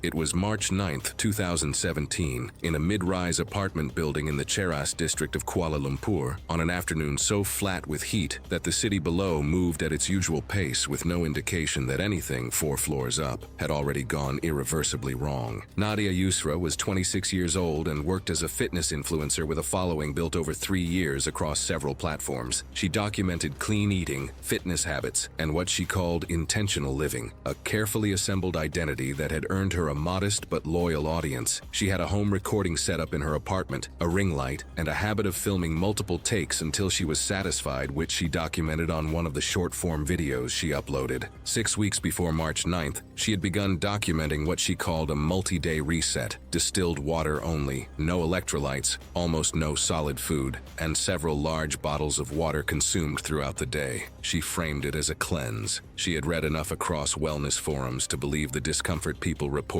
was the body working, not the body failing. By now, if you're a long-time subscriber, you're already familiar that such reasoning holds together until it doesn't. Her roommate Farah told medical staff later that Nadia had been increasingly fatigued across the final 48 hours, sleeping at irregular times, waking in the afternoon, moving more slowly through the apartment than usual. Farah said she seemed coherent enough when they spoke the evening before. The apartment was warm. A ceiling fan ran continuously in the hallway. Outside, traffic moved through the district the way it always did. Nothing announced itself. The recorded segment from that afternoon shows Nadia standing at her usual position in front of the camera. Within the first 90 seconds, her speech slows noticeably. She pauses mid-sentence twice without recovering her place. Her eyes lose their usual tracking between points. Her words begin to blur together slightly during one sentence. At roughly the 2-minute mark, she reaches to her left and rests her hand on a small table beside the frame. Her weight shifts onto it. She sways once, holds, sways again, and then goes out of frame entirely. The sound of the fall is audible on the recording. The camera continues recording for several minutes with nothing visible but the wall behind where she had been standing. Farah heard it from the next room, a dull impact, then silence. She entered the studio within seconds and found Nadia on the floor beside the table, unresponsive and breathing shallowly. Farah tried speaking to her repeatedly and shook her before calling emergency services. Paramedics arrived and transported Nadia to a nearby public hospital. Emergency staff documented severe hyponatremia caused by prolonged overhydration and inadequate sodium intake, alongside serious electrolyte imbalance, consistent with days of near-total fasting. In plain terms, the balance of sodium and fluid her brain and nervous system depended on had been overwhelmed gradually until basic function began shutting down. Correction was attempted over several hours. Doctors attempted controlled sodium replacement and fluid restriction after signs of neurological deterioration became clear. Her body did not respond. She died that evening. I don't think she wanted to hurt herself. I think she wanted to be taken seriously. That gap between intention and outcome is the whole tragedy. Her account was quietly deactivated within days of her death. It was April 1st, 2014, at a private campsite roughly 14 miles outside Des Moines, Iowa, where a cluster of tents sat in a shallow clearing between dense cedar and hackberry, the fire pit still throwing low orange light across dry grass, the kind of evening that ends with everyone laughing, until the laughing stops and something else takes its place. Tavian Holt was 23 years old and ran a small food challenge channel from his apartment in Des Moines. He had built a following of a few thousand subscribers by filming himself eating abnormal quantities of food, full pizzas, buckets of takeout, novelty spice challenges, always with a grin and almost always to the finish. His reputation in that small corner of the internet was built on pushing past what looked safe or reasonable. That reputation was not incidental. It was the product. Friends who knew him offline described him as deeply competitive in almost every social setting. Someone who turned group activities into contests and rarely conceded. He had organized the camping trip himself, inviting 4 friends for a weekend in early April. He brought a bag of large marshmallows specifically for the Chubby Bunny Challenge, mentioning it earlier in the day as content for the channel. None of his friends objected. They said that it seemed like another bit. He loaded 4 marshmallows into his mouth and attempted to say the phrase. The group laughed. He added a 5th, then a 6th. His cheeks were visibly distended. He tilted his head back and tried to speak again, and the motion likely pushed the mass deeper as it deformed under pressure. Witnesses later told investigators the laughter stopped mid-breath and converted immediately to a silent, ineffective gag. He seemed to try to clear the blockage by coughing repeatedly, each effort a desperate attempt to force the airway open. The movements of his chest and neck were visible, pronounced with every strained attempt, but they produced no significant airflow at all. No exhalation, no gasp, just the mechanical rise and fall of muscles struggling against an immovable obstruction. His hands went instinctively to his throat, fingers clawing and pressing as though tactile pressure could help shift the mass. Witnesses later described his expression as oddly focused, not panicked, the face of someone working hard at something physical, fighting against resistance he could feel but not see. One friend stepped quickly behind him and began delivering firm back blows between his shoulder blades, each strike deliberate, forceful, aimed at creating movement in the trapped material. Tavian's body jolted slightly with each blow, but nothing shifted. The blockage remained lodged in place, unyielding. A second friend, recognizing the danger, attempted the Heimlich maneuver. He wrapped his arms around Tavian's torso, pressed sharply inward and upward, repeating the motion as instructed in emergency guides. Tavian's body responded with visible convulsive motions, his entire frame tensing under the pressure. But the obstruction did not clear. There were brief, faint attempts at airflow, but no effective cough or sustained breath. The group later recounted that the complete absence of sound was almost paralyzing in real time. There was no audible confirmation that the airway was even partially clearing, no noise to indicate progress or relief. Only the violent motion of his body and the mounting tension of the moment. It made it hard for anyone present to measure what was happening, to know whether they were doing something effective or if every action was futile. The combination of visible struggle, physical contortions, and eerie silence created a scene that felt both urgent and surreal, each second stretching longer than it should have. He dropped to his knees approximately a minute or so after his laughter stopped. He went forward onto the ground shortly after that. His chest continued in shallow, irregular movement for a short period. Then it stopped entirely. One friend called emergency services while the others continued physical intervention.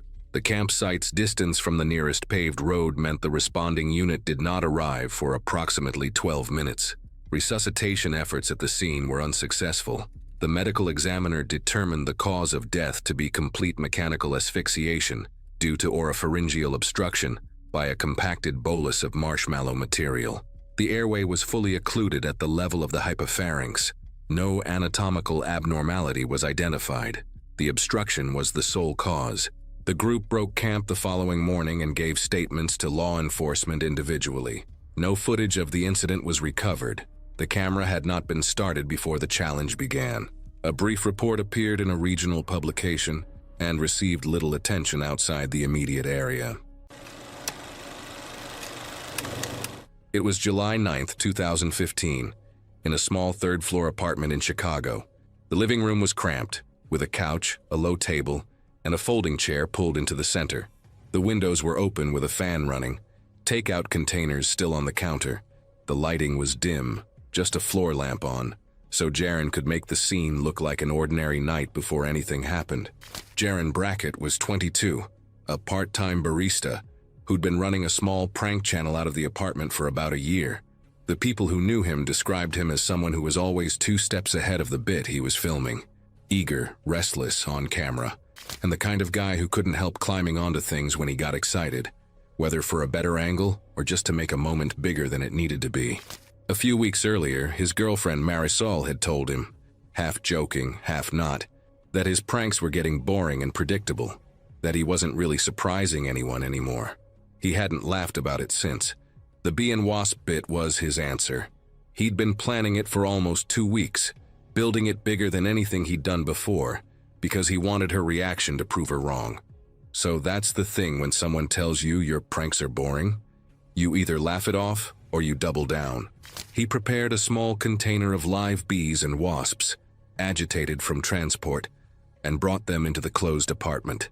He released them into the living room about 90 seconds before Marisol was due home. They spread immediately, some circling the ceiling light, others drifting toward the open windows, a few settling along the couch and chair.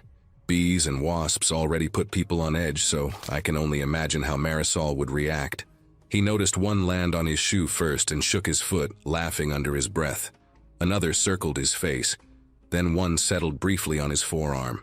He tried brushing it away while still balancing on the chair, still filming. That's when the first sting hit, sharp, immediate, on the inside of his wrist. He flinched, swore under his breath, and swatted harder. That only made it worse. Within seconds, more of them became aggressive, drawn to the movement, the disturbance.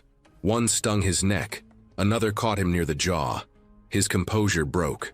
He stepped down from the chair too quickly, nearly slipping, and moved toward the hallway. The EpiPen was in the medicine cabinet in the bathroom. Within about 40 seconds, his breathing changed. His hand went to his throat. He took a few uneven steps, then leaned against the wall. His coordination started to fail, a mix of panic and the reaction setting in. He pushed off the wall, made it halfway down the hall, then dropped to one knee. He didn't get back up. Marisol's key turned in the lock about 3 minutes later. She found him on the hallway floor. She called 911 immediately. Paramedics arrived in about 6 minutes and worked on him for nearly 20. Jaron was pronounced dead at the scene. The medical examiner ruled the cause of death as anaphylaxis triggered by multiple stings, with airway closure as the immediate mechanism. Investigators recovered the 3 hidden cameras, the phone, the container used to transport the insects, the unused EpiPen still in the medicine cabinet. It was August 18, 2017, on a closed expressway outside Busan, South Korea. The highway had been shut down for 6 months due to structural repairs, leaving long empty stretches of asphalt with no traffic except the occasional construction vehicle. Elias Vane was 28 years old and had built a large following online through extreme stunts. He had jumped between rooftops in Hong Kong, crossed crane beams in Dubai, and hung one-handed from a 40-story building in Bangkok while filming himself. His audience followed him because every video felt like it could go wrong at any moment. By mid-2017, his view counts had started dropping. He wanted something bigger. The idea came from the famous Jean-Claude Van Damme split performed between 2 moving Volvo trucks in a viral commercial. Elias planned to recreate it, but with more danger. 2 freight trucks would drive side by side down the empty expressway, while he stood with 1 foot on each roof. At the exact moment, a modified Nissan GT-R shot underneath him at full speed. He would drop into a full split above the passing car, while drones captured everything from multiple angles. He hired the trucks through a local transport contact and rented the GT-R from another influencer. To make the drone footage look more cinematic, Elias instructed both truck drivers to keep the vehicles driving unusually close together throughout the shot. He deliberately told the truck drivers only that they needed to hold their speed while cameras filmed overhead. I seriously wonder what he was thinking when he made that call. It really baffles me. He left out the split entirely because he believed genuine reactions would make the footage more authentic, and he worried the drivers would refuse if they understood the full plan. Filming began just before sunset. Drone footage later showed the trucks slowly aligning as Elias climbed out from a ladder attached to the rear of one vehicle and positioned himself standing between both roofs. The GT-R appeared several hundred yards behind them and began accelerating. For a few seconds, everything looked controlled. Then one of the truck drivers spotted the approaching car in his side mirror. Believing a collision was seconds away, he jerked the wheel and braked. The second driver reacted at the same moment. The gap between the trucks widened suddenly and without warning. Elias dropped straight down onto the roof of the GT-R as it passed beneath him at speed. The impact caved the roof inward and threw him forward across the windshield before he was ejected onto the highway surface. The GT-R swerved hard into the barrier. The force of hitting the road at that speed caused catastrophic injuries across his entire body, including severe traumatic brain injury, multiple spinal fractures, and extensive internal hemorrhage. He was still breathing when crew members reached him. Emergency services were contacted immediately, but the closed road significantly delayed ambulance access. Paramedics arrived and began treatment on the highway, but Elias was in cardiac arrest before transport. He was pronounced dead at the scene. The medical examiner ruled his death a high-speed impact causing catastrophic injuries. One truck driver said he did not realize Elias was between the vehicles until he saw him falling. Investigators later found the stunt had no proper safety measures, no emergency plan, and the footage was never uploaded. It was November 22, 2018, and the evening rush at a suburban commuter station on Mumbai's Western Line had already packed the platform to capacity. Bodies pressed together, the air thick with diesel exhaust and the metallic groan of incoming carriages. Ria Dastan, 35, was from Pune who had relocated to Mumbai 8 months prior to expand her online presence. She was an urban social commentary influencer focused on video essays filmed in crowded public spaces, transit hubs, markets, government offices, where she narrated what she called institutional passivity and social dysfunction. Her videos circulated in niche urban commentary circles and had earned her a small but engaged following. She had built a reputation for engineering situations designed to provoke a reaction, then narrating over the footage with deliberate calm. According to witnesses and security cameras, she had scouted the station twice the prior week. Apparently, her plan was to descend onto the track, deliver her lines against the backdrop of an approaching train, and step clear before it arrived. She descended from the platform's southern end onto the active track bed, positioning herself just beside the nearest rail. Several commuters immediately called out from the platform. Instead of moving, she turned toward them and launched into a heated back and forth, berating the bystanders for wasting their time and challenging anyone to stop her. Her voice rose over the crowd, defiant and combative, dismissing any warnings. Mumbai's western suburban rail corridor is one of the densest commuter systems on the planet, moving upward of 7 million passengers daily on tracks that see intervals of under 3 minutes at peak hour. Incoming electric rakes approach station platforms at reduced but still significant speeds, typically between 25 and 35 miles per hour, with emergency braking distances that can extend beyond 300 feet depending on load and rail condition. The approaching train's horn had been sounding for several seconds before Ria appeared to register it. Witnesses on the platform described the train entering the station with its brakes already engaged, the wheels producing a sustained metallic squeal audible over the ambient crowd noise. The motorman had spotted her from well outside the station and applied emergency braking immediately. Multiple commuters were shouting. Several were recording on their phones. A railway worker near the northern end had already begun running. Ria was still arguing. The train was approximately 90 feet away and moving at an estimated 20 miles per hour. She moved laterally at the last moment, one sideways step, but her timing was off. The front left corner of the lead carriage struck her at the right shoulder and upper chest. The impact was audible from the far end of the platform. The force spun her counterclockwise. She did not fall clear. Her lower torso made contact with the leading bogie assembly as the train continued through its braking sequence. She was pulled under and dragged along the track bed for several meters. The train came to a full stop after traveling approximately 40 feet past the point of contact. A visible trail extended behind it. Blood, fabric fragments, and material from her bag distributed along the track surface and the concrete edge of the track bed. Her body came to rest partially beneath the stopped carriage. The platform had gone almost completely silent. Several commuters turned away. A man near the center of the crowd sank against the wall. The railway worker who had been running reached the platform edge and stopped. Station control was notified within seconds by platform staff, but it was too late. She was obviously deceased. The coroner's report noted catastrophic crush injuries to the right shoulder, thoracic cavity, and pelvic region, consistent with high-velocity lateral impact, followed by compression and drag trauma from a moving bogie assembly. The incident was logged briefly in Internal Transit Authority records and appeared in a single regional news brief the following morning. Her name was not widely circulated. The track section was returned to service within 2 hours.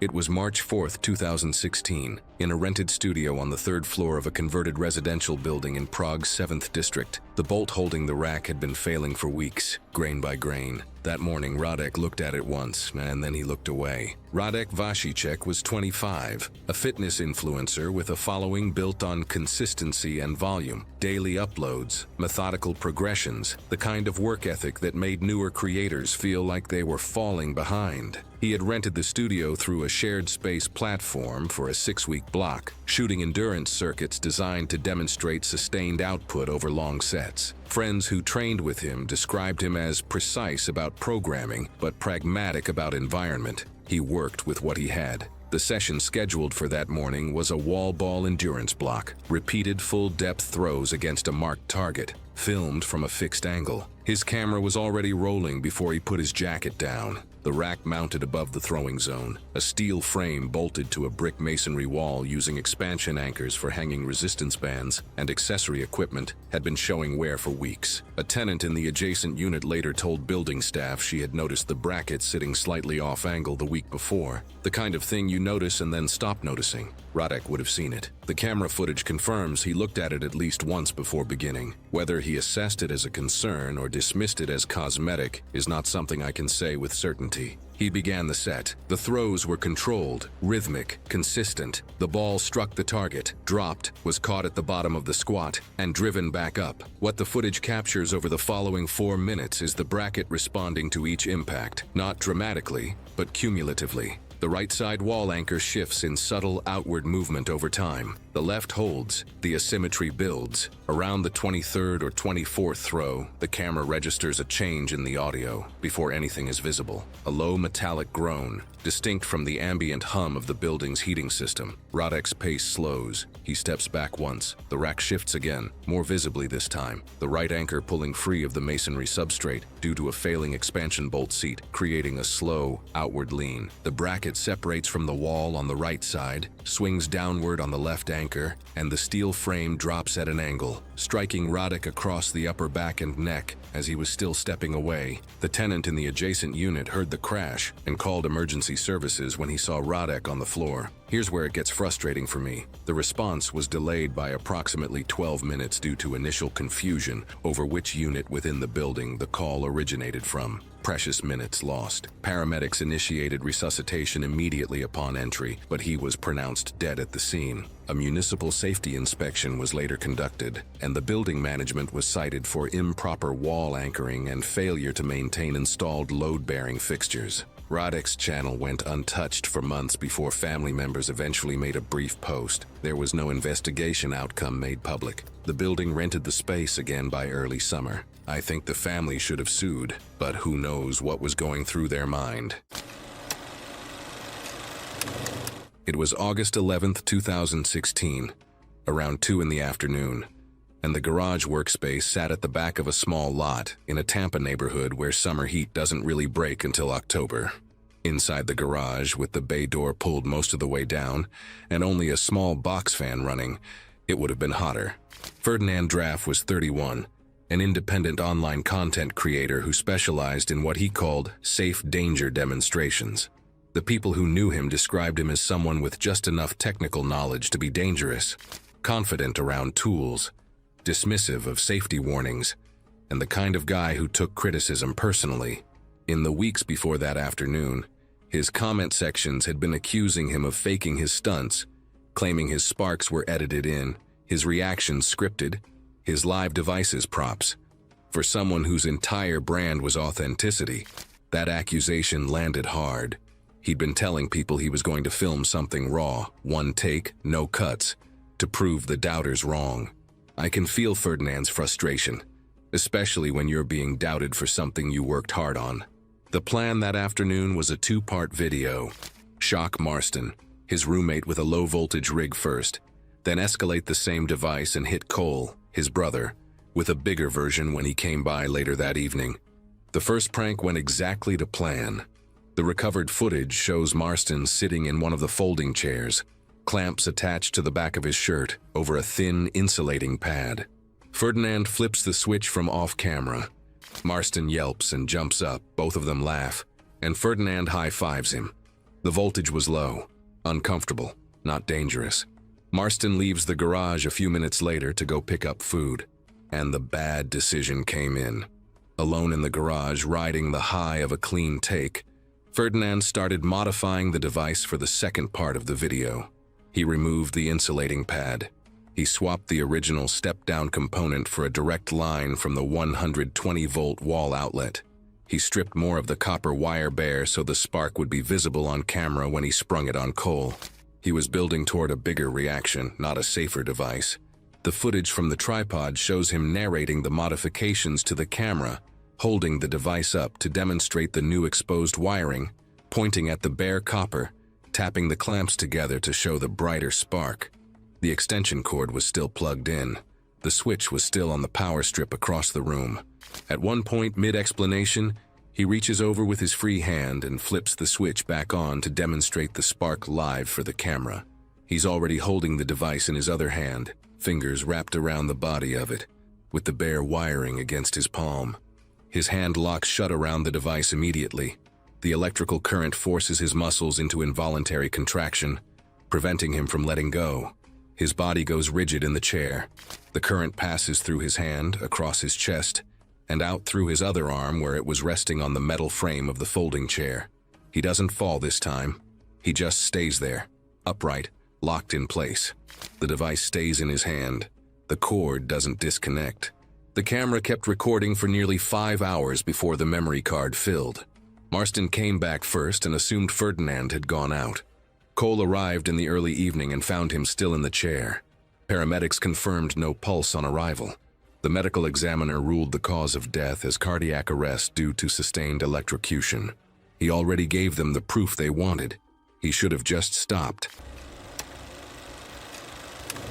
It was August 14, 2019, several miles offshore near the Florida Keys during the peak of dangerous viral stunt videos online. Lucas Vega was 25 and had spent the last year trying to build a following on social media. His pages were filled with risky dares, public pranks, and challenge videos copied from larger creators. Almost none of them gained attention, and friends later said he had become obsessed with filming something crazy enough to finally go viral. That afternoon, Lucas rented a small fishing boat with 3 friends after watching online videos of influencers swimming near sharks for views. One friend brought buckets filled with fish scraps and blood commonly used by local fishermen as chum. Their plan was to attract sharks close to the boat while recording dramatic footage for YouTube. As the boat drifted over deep water, they began tossing chum into the ocean. Within 20 minutes, several large bull sharks began circling beneath the surface. The sharks moved aggressively through the floating bait, while the group filmed excitedly from the deck. Bull sharks are one of the most aggressive shark species. They have extremely poor vision and rely almost entirely on detecting blood and movement in the water. Once feeding begins, they attack anything that moves near them. A human entering the water during active feeding is a guaranteed target. At first, Lucas only leaned over the side pretending to touch the water for the camera, but after reviewing the footage, he complained that it did not look dangerous enough. One friend repeatedly warned him not to get in the water. Lucas ignored the warnings. Laughing into the camera, he tied a rope around his waist so the others could pull him back quickly if anything happened. That rope genuinely breaks my heart a little. He thought it through enough to tie a rope around his waist. He just didn't understand that his plan depended entirely on 4 panicking people on a rocking boat. He climbed onto the edge of the boat and jumped into the water only a short distance from the feeding sharks. For several seconds, nothing happened. Lucas floated beside the boat, smiling and shouting toward the camera while the sharks circled below him. The water around him was murky, and he could not see how close they actually were. Then one of the sharks suddenly rushed toward a drifting piece of chum near his legs. Startled, Lucas began kicking frantically toward the ladder attached to the side of the boat. The movement triggered the attack. A bull shark lunged upward and bit deeply into his lower leg. The teeth tore through muscle and tissue and bone. Lucas screamed and grabbed the ladder, while the others panicked and tried pulling the rope attached to his waist. Blood quickly spread through the water as the injured shark continued circling beneath him. The boat erupted into chaos. One friend struggled to pull Lucas upward, while another attempted to restart the engine and move the boat away from the chum slick. Lucas briefly managed to get both arms onto the deck while his friends tried pulling him aboard. Blood covered the side of the boat, and his injured leg hung partly beneath the surface. As the others struggled to lift his weight, another shark surged upward near the bleeding wound, thrashing violently against the water beside him. The sudden movement caused the group to lose their grip. Lucas slipped backward into the ocean as the sharks continued circling beneath the boat. Nearby fishermen who witnessed the panic radioed emergency services, while Lucas's friends screamed for help from the drifting boat. The sharks continued feeding in the area, making any immediate water rescue impossible. By the time rescue crews arrived, the sharks had dispersed, but Lucas was no longer visible. His body was recovered several hundred yards away after currents had carried it from the scene. Investigators later stated that entering open water beside actively feeding bull sharks after chumming the area created an extremely dangerous situation with a high likelihood of attack. The footage spread was never uploaded. It was March 14, 2017, in a mid-floor apartment inside a residential complex on the southern outskirts of Johor Bahru, Malaysia, where a young man had turned his living room into a workspace that looked almost professional. Rael Qasim was 29 years old. Aside from being an aspiring influencer, he also ran a small online fitness coaching business he had built from scratch over 3 years. He had around 1,000 followers. Not massive, but consistent and apparently trending upward that time. Former clients described him as detail-oriented, someone who refilmed segments until both the angle and the instruction landed exactly right. He owned 3 resistance bands, all purchased from the same budget sporting goods retailer. Friends noted he had mentioned replacing the worn set for weeks, but kept deferring it, spending the money on a new camera mount instead. The decision to film that morning wasn't unusual. He kept a content schedule. Fridays were shoulder movements on his channel, and he was already 2 weeks behind. The band he selected was the heaviest in his set, a thick loop of latex fitted with a detachable metal handle, secured by a small steel carabiner, and used regularly for overhead and lateral movements. The wear was visible in the footage recovered afterward, a pale lateral streak across the midsection, the kind of fatigue that accumulates under repeated tension and reveals itself only once. His setup was compact. The tripod stood roughly 5 feet in front of him. A floor-length mirror on the adjacent wall provided a second angle that would later document the aftermath. A window was cracked open. A fan ran in the corner. Recording began at approximately 9:45 in the morning. 2 minutes in, during a lateral raise, band looped under both feet, arms drawing outward and upward against resistance. The band separated at the degraded section. The failure was not progressive. Recovered footage shows the free end recoiling in a fraction of a second, pulling the detached metal handle and carabiner assembly upward before striking a metal shelf bracket on the wall, then contacting rail at close range along the left side of his face and temple. The sound the camera captured was a sharp crack, followed immediately by a heavier, different sound. The footage continued running for another 11 minutes with no further movement visible in the frame. The mirror angle confirmed he went down and did not get up. His neighbor in the adjacent unit heard the initial crack and then the follow-up impact. She described the second sound to responding officers as not like something falling, more like something stopping. She knocked on his door, no answer. She called out twice by name, still nothing. After several minutes with no movement sounds, she tried the handle, found it unlocked, and went in. She called emergency services within minutes of entering. Units arrived and stabilization attempts were made during transport. However, he was declared dead upon arrival at the hospital. The coroner's findings in plain terms: acute closed head trauma as the primary cause of death, consistent with a high-velocity impact to the left temporal region from a narrow metal object at close range. Secondary findings included a fractured orbital socket and hemorrhaging at the base of the skull. The injury pattern matched a sudden, forceful strike from a narrow object at short range. Equipment inspection confirmed the band failed due to material fatigue from repeated use. No manufacturing defect was cited. The aftermath was quiet in the way preventable deaths in this video usually are. No formal investigation was opened beyond the equipment review. The tragedy wasn't a freak accident, but a slow-motion failure Rail chose to ignore every time he prioritized a camera mount over a $5 replacement band. It was January 22nd, 2017. A busy working-class street on the east side of Los Angeles sat under clear skies. Traffic moved steadily over dry pavement, with older single-story homes and tightly parked cars lining the road. The slight downhill slope was easy to miss on foot, but noticeable in a vehicle. People were out, on porches, pushing a stroller, and working on a car a few driveways down. Jelly Whitlock was 34, a part-time delivery driver who ran a prank channel built around impersonating service workers. The people who knew them described Jelly as someone with a competitive streak that didn't always serve them, quick to dismiss other creators, sloppy with the technical side of their own setups, and more focused on the reveal than the setup that made the reveal possible. A few days earlier, another prank creator in the LA area had posted a fake repo video that pulled bigger numbers than anything Jelly had ever made. Jelly had been openly telling friends the rival faked the whole thing. Paid actor, staged reaction, hooked car was theirs the whole time. The fake tow that morning was meant to be the answer. A real stranger's car. A genuine unscripted reaction. And proof on camera that Jelly could do it bigger and for real. Jelly's story feels like pride tipping into recklessness. Instead of refining their craft, they chased validation by trying to outdo a rival with something real. What led to it was leaving the truck in drive, foot on the brake instead of in park, parking brake never set, because they wanted to be able to move fast for the reveal shot. Jelly had borrowed a pickup with a basic wheel lift tow rig from a friend who ran a small towing operation. They wore a reflective vest with a clipboard tucked under one arm. The camera was mounted on the dashboard of a second car driven by a friend named Roland Pace, parked across the street. Roland's footage shows Jelly backing the truck up to a parked sedan, hooking the front wheels onto the lift, and raising the car about a foot off the ground. The hookup took maybe 90 seconds. Jelly climbed back into the cab with the driver's door still open, foot on the brake, waiting. They started rolling the truck forward at idle speed, just a few feet, enough to make the sedan move and trigger the reaction. About 15 seconds later, the front door of the house opened. The owner came out shouting. That was the moment Jelly had been waiting for.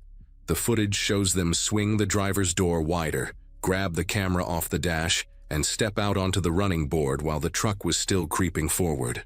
Their foot came off the brake. The truck, loaded with the lifted sedan and pointed slightly downhill, kept rolling. Jelly was halfway out, one foot on the running board and one in the air, when the door swung against them from the momentum. They lost their grip on the frame and went down beside the cab, landing on the pavement just behind the front tire. The rear tire rolled over their midsection. The whole truck and sedan rig kept moving for another 20 feet before drifting into the parked car ahead of it and stopping on impact. Bystanders ran into the street within seconds. Roland got out of the second car but didn't approach the truck. The owner of the sedan reached Jelly first. Paramedics arrived in about 7 minutes. Jelly was pronounced dead at the scene. The medical examiner ruled the cause of death as crush injuries to the chest and abdomen, consistent with being run over by a loaded vehicle. Investigators recovered the tow truck, the hooked sedan. Roland was charged as an accessory to operating an unauthorized tow vehicle. The footage was entered as the primary evidence. Because of Jelly's story, it makes me think about how often creators underestimate the weight of responsibility when they put themselves and others into unscripted situations.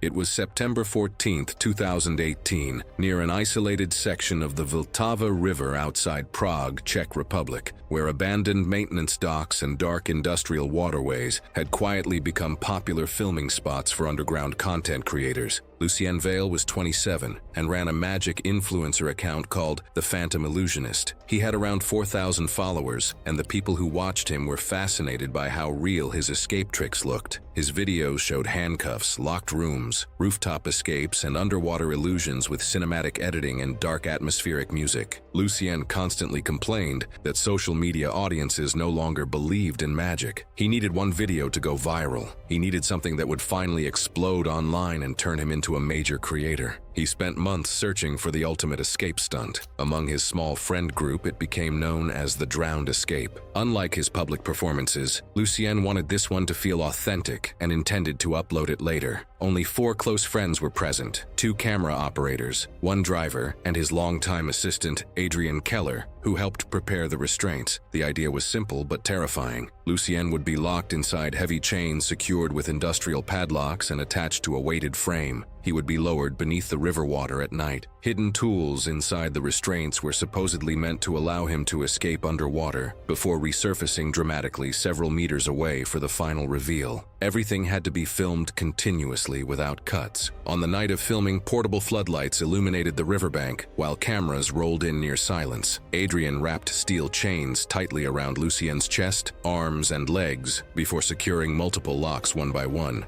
Lucien appeared calm throughout the process, occasionally joking that real magic only works if the danger is real. I wonder if he actually believed that, or if it was just something that sounded good on camera. Because if he believed it, then going into that river wasn't reckless to him. Once fully restrained, he was attached to the weighted rig near the edge of the dock. Lucien nodded toward his friends before being slowly lowered into the black river water. Underwater, everything was dark and cold. The weighted frame pulled him down faster than he expected, and the chains wrapped around his body made it hard to move. He reached for the tool that was supposed to unlock him, but his fingers could not find it in the darkness. His lungs started to burn, and he pulled at the chains, but they would not come loose. The tool was not working the way it should have. He needed air and could not get to the surface, and water filled his lungs and he stopped moving. At first, nobody panicked on the dock above. The group expected him to remain underwater for over a minute as part of the illusion. One camera operator even kept adjusting angles, assuming Lucien would emerge nearby exactly as planned. But the water remained still and still and still. After several minutes, Adrian began shouting Lucien's name while the others searched the surface with flashlights. They realized something was wrong and attempted pulling the rig back upward manually, but the chain system had become tangled below the waterline and the weight would not budge. They pulled harder. Nothing moved. Someone finally called emergency services nearly 10 minutes after Lucien had gone under. Rescue divers searched through the night before recovering Lucien's body from the riverbed hours later, still partially trapped in the restraints. He was pronounced dead in the spot. Investigators concluded the underwater release mechanism had jammed after submersion, preventing him from escaping in time. The footage was never uploaded. Lucien Vale had wanted one viral video, but his final stunt proved the danger was real. It was February 19th, 2021, on a red dirt trail system carved through coastal scrubland northeast of Byron Bay, Australia. And by the time anyone understood what had happened, Britta Solon was already dead. Britta was 29, based in Melbourne, and ran a wellness-focused social media platform built over 4 years through confrontational content. Her brand was refusal of liability forms, of institutional rules, of what she regularly framed as corporate overreach in ordinary life. She had documented disputes with service workers across 3 countries, each one packaged as a personal victory. She arrived at the rental operation that morning with a camera rig already mounted to her chest. At the counter, she argued for nearly 10 minutes over the helmet requirement, told the staff it was illegal to compel a paying customer, demanded the employee's full name, and threatened a 1-star review. The staff held firm. Under direct supervision, she initially put the helmet on, then removed it before leaving the property after the requirement was reiterated. The helmet was later recovered clipped to the rear cargo rack, unused, with the chin strap still at its factory setting and never adjusted. Witnesses confirmed an open can of alcohol sat in the front storage basket at the time of the incident. There was no documented observation of her consuming alcohol at the facility, and staff reported only noticing the container during post-incident review. A kangaroo in the mid-distance drew her attention. Witnesses roughly 80 yards away described her appearing to angle the quad toward the animal, though they were not certain she was actively accelerating hard in pursuit. The animal itself was already moving laterally across open scrub, intermittently pausing and then bounding again, which may have contributed to the perception of a target being tracked rather than a casual pass through the area. The front wheels reached an eroded shelf before she had any reason to expect it, a drop of roughly 18 inches below track grade, concealed by dry grass and uneven shadowing from the late light. The transition was not marked by any visible change in soil color or surface continuity, making it effectively indistinguishable at approach speed. The front axle caught abruptly as the tires lost uniform contact with the ground. At speed, the forward momentum continued over the pivot point, compressing the front suspension fully in a fraction of a second and shifting the center of mass past stability. The machine pitched forward and rotated over its front axle, completing a partial forward somersault before coming down across her head and upper chest. The quad settled immediately after impact, its rear wheels briefly lifting and then dropping back into the dust. The engine idled for several seconds in an uneven rhythm before the automatic cutoff engaged. Fine dust continued to drift around the frame afterward, gradually settling over the handlebars and the surrounding scrub, while the kangaroo was seen to have already cleared the immediate area without altering its original direction of travel. The 2 witnesses reached her within a minute. There was no intervention possible. One of them called emergency services immediately. Paramedics arrived on site within 24 minutes. The coroner determined the cause of death to be catastrophic blunt force trauma to the skull with complete cranial vault fracture, traumatic brain injury with diffuse cerebral herniation, and compression injury to the thorax resulting in bilateral rib fractures, and severe internal cardiac injury consistent with blunt force compression. Death was near instantaneous upon vehicle impact. Blood alcohol was confirmed above the legal threshold for operating a motor vehicle. The rental operation was reviewed by the relevant regulatory authority. Staff were found to have followed protocol at every documented stage. The helmet was photographed at the scene, chin strap still at its factory setting, never adjusted.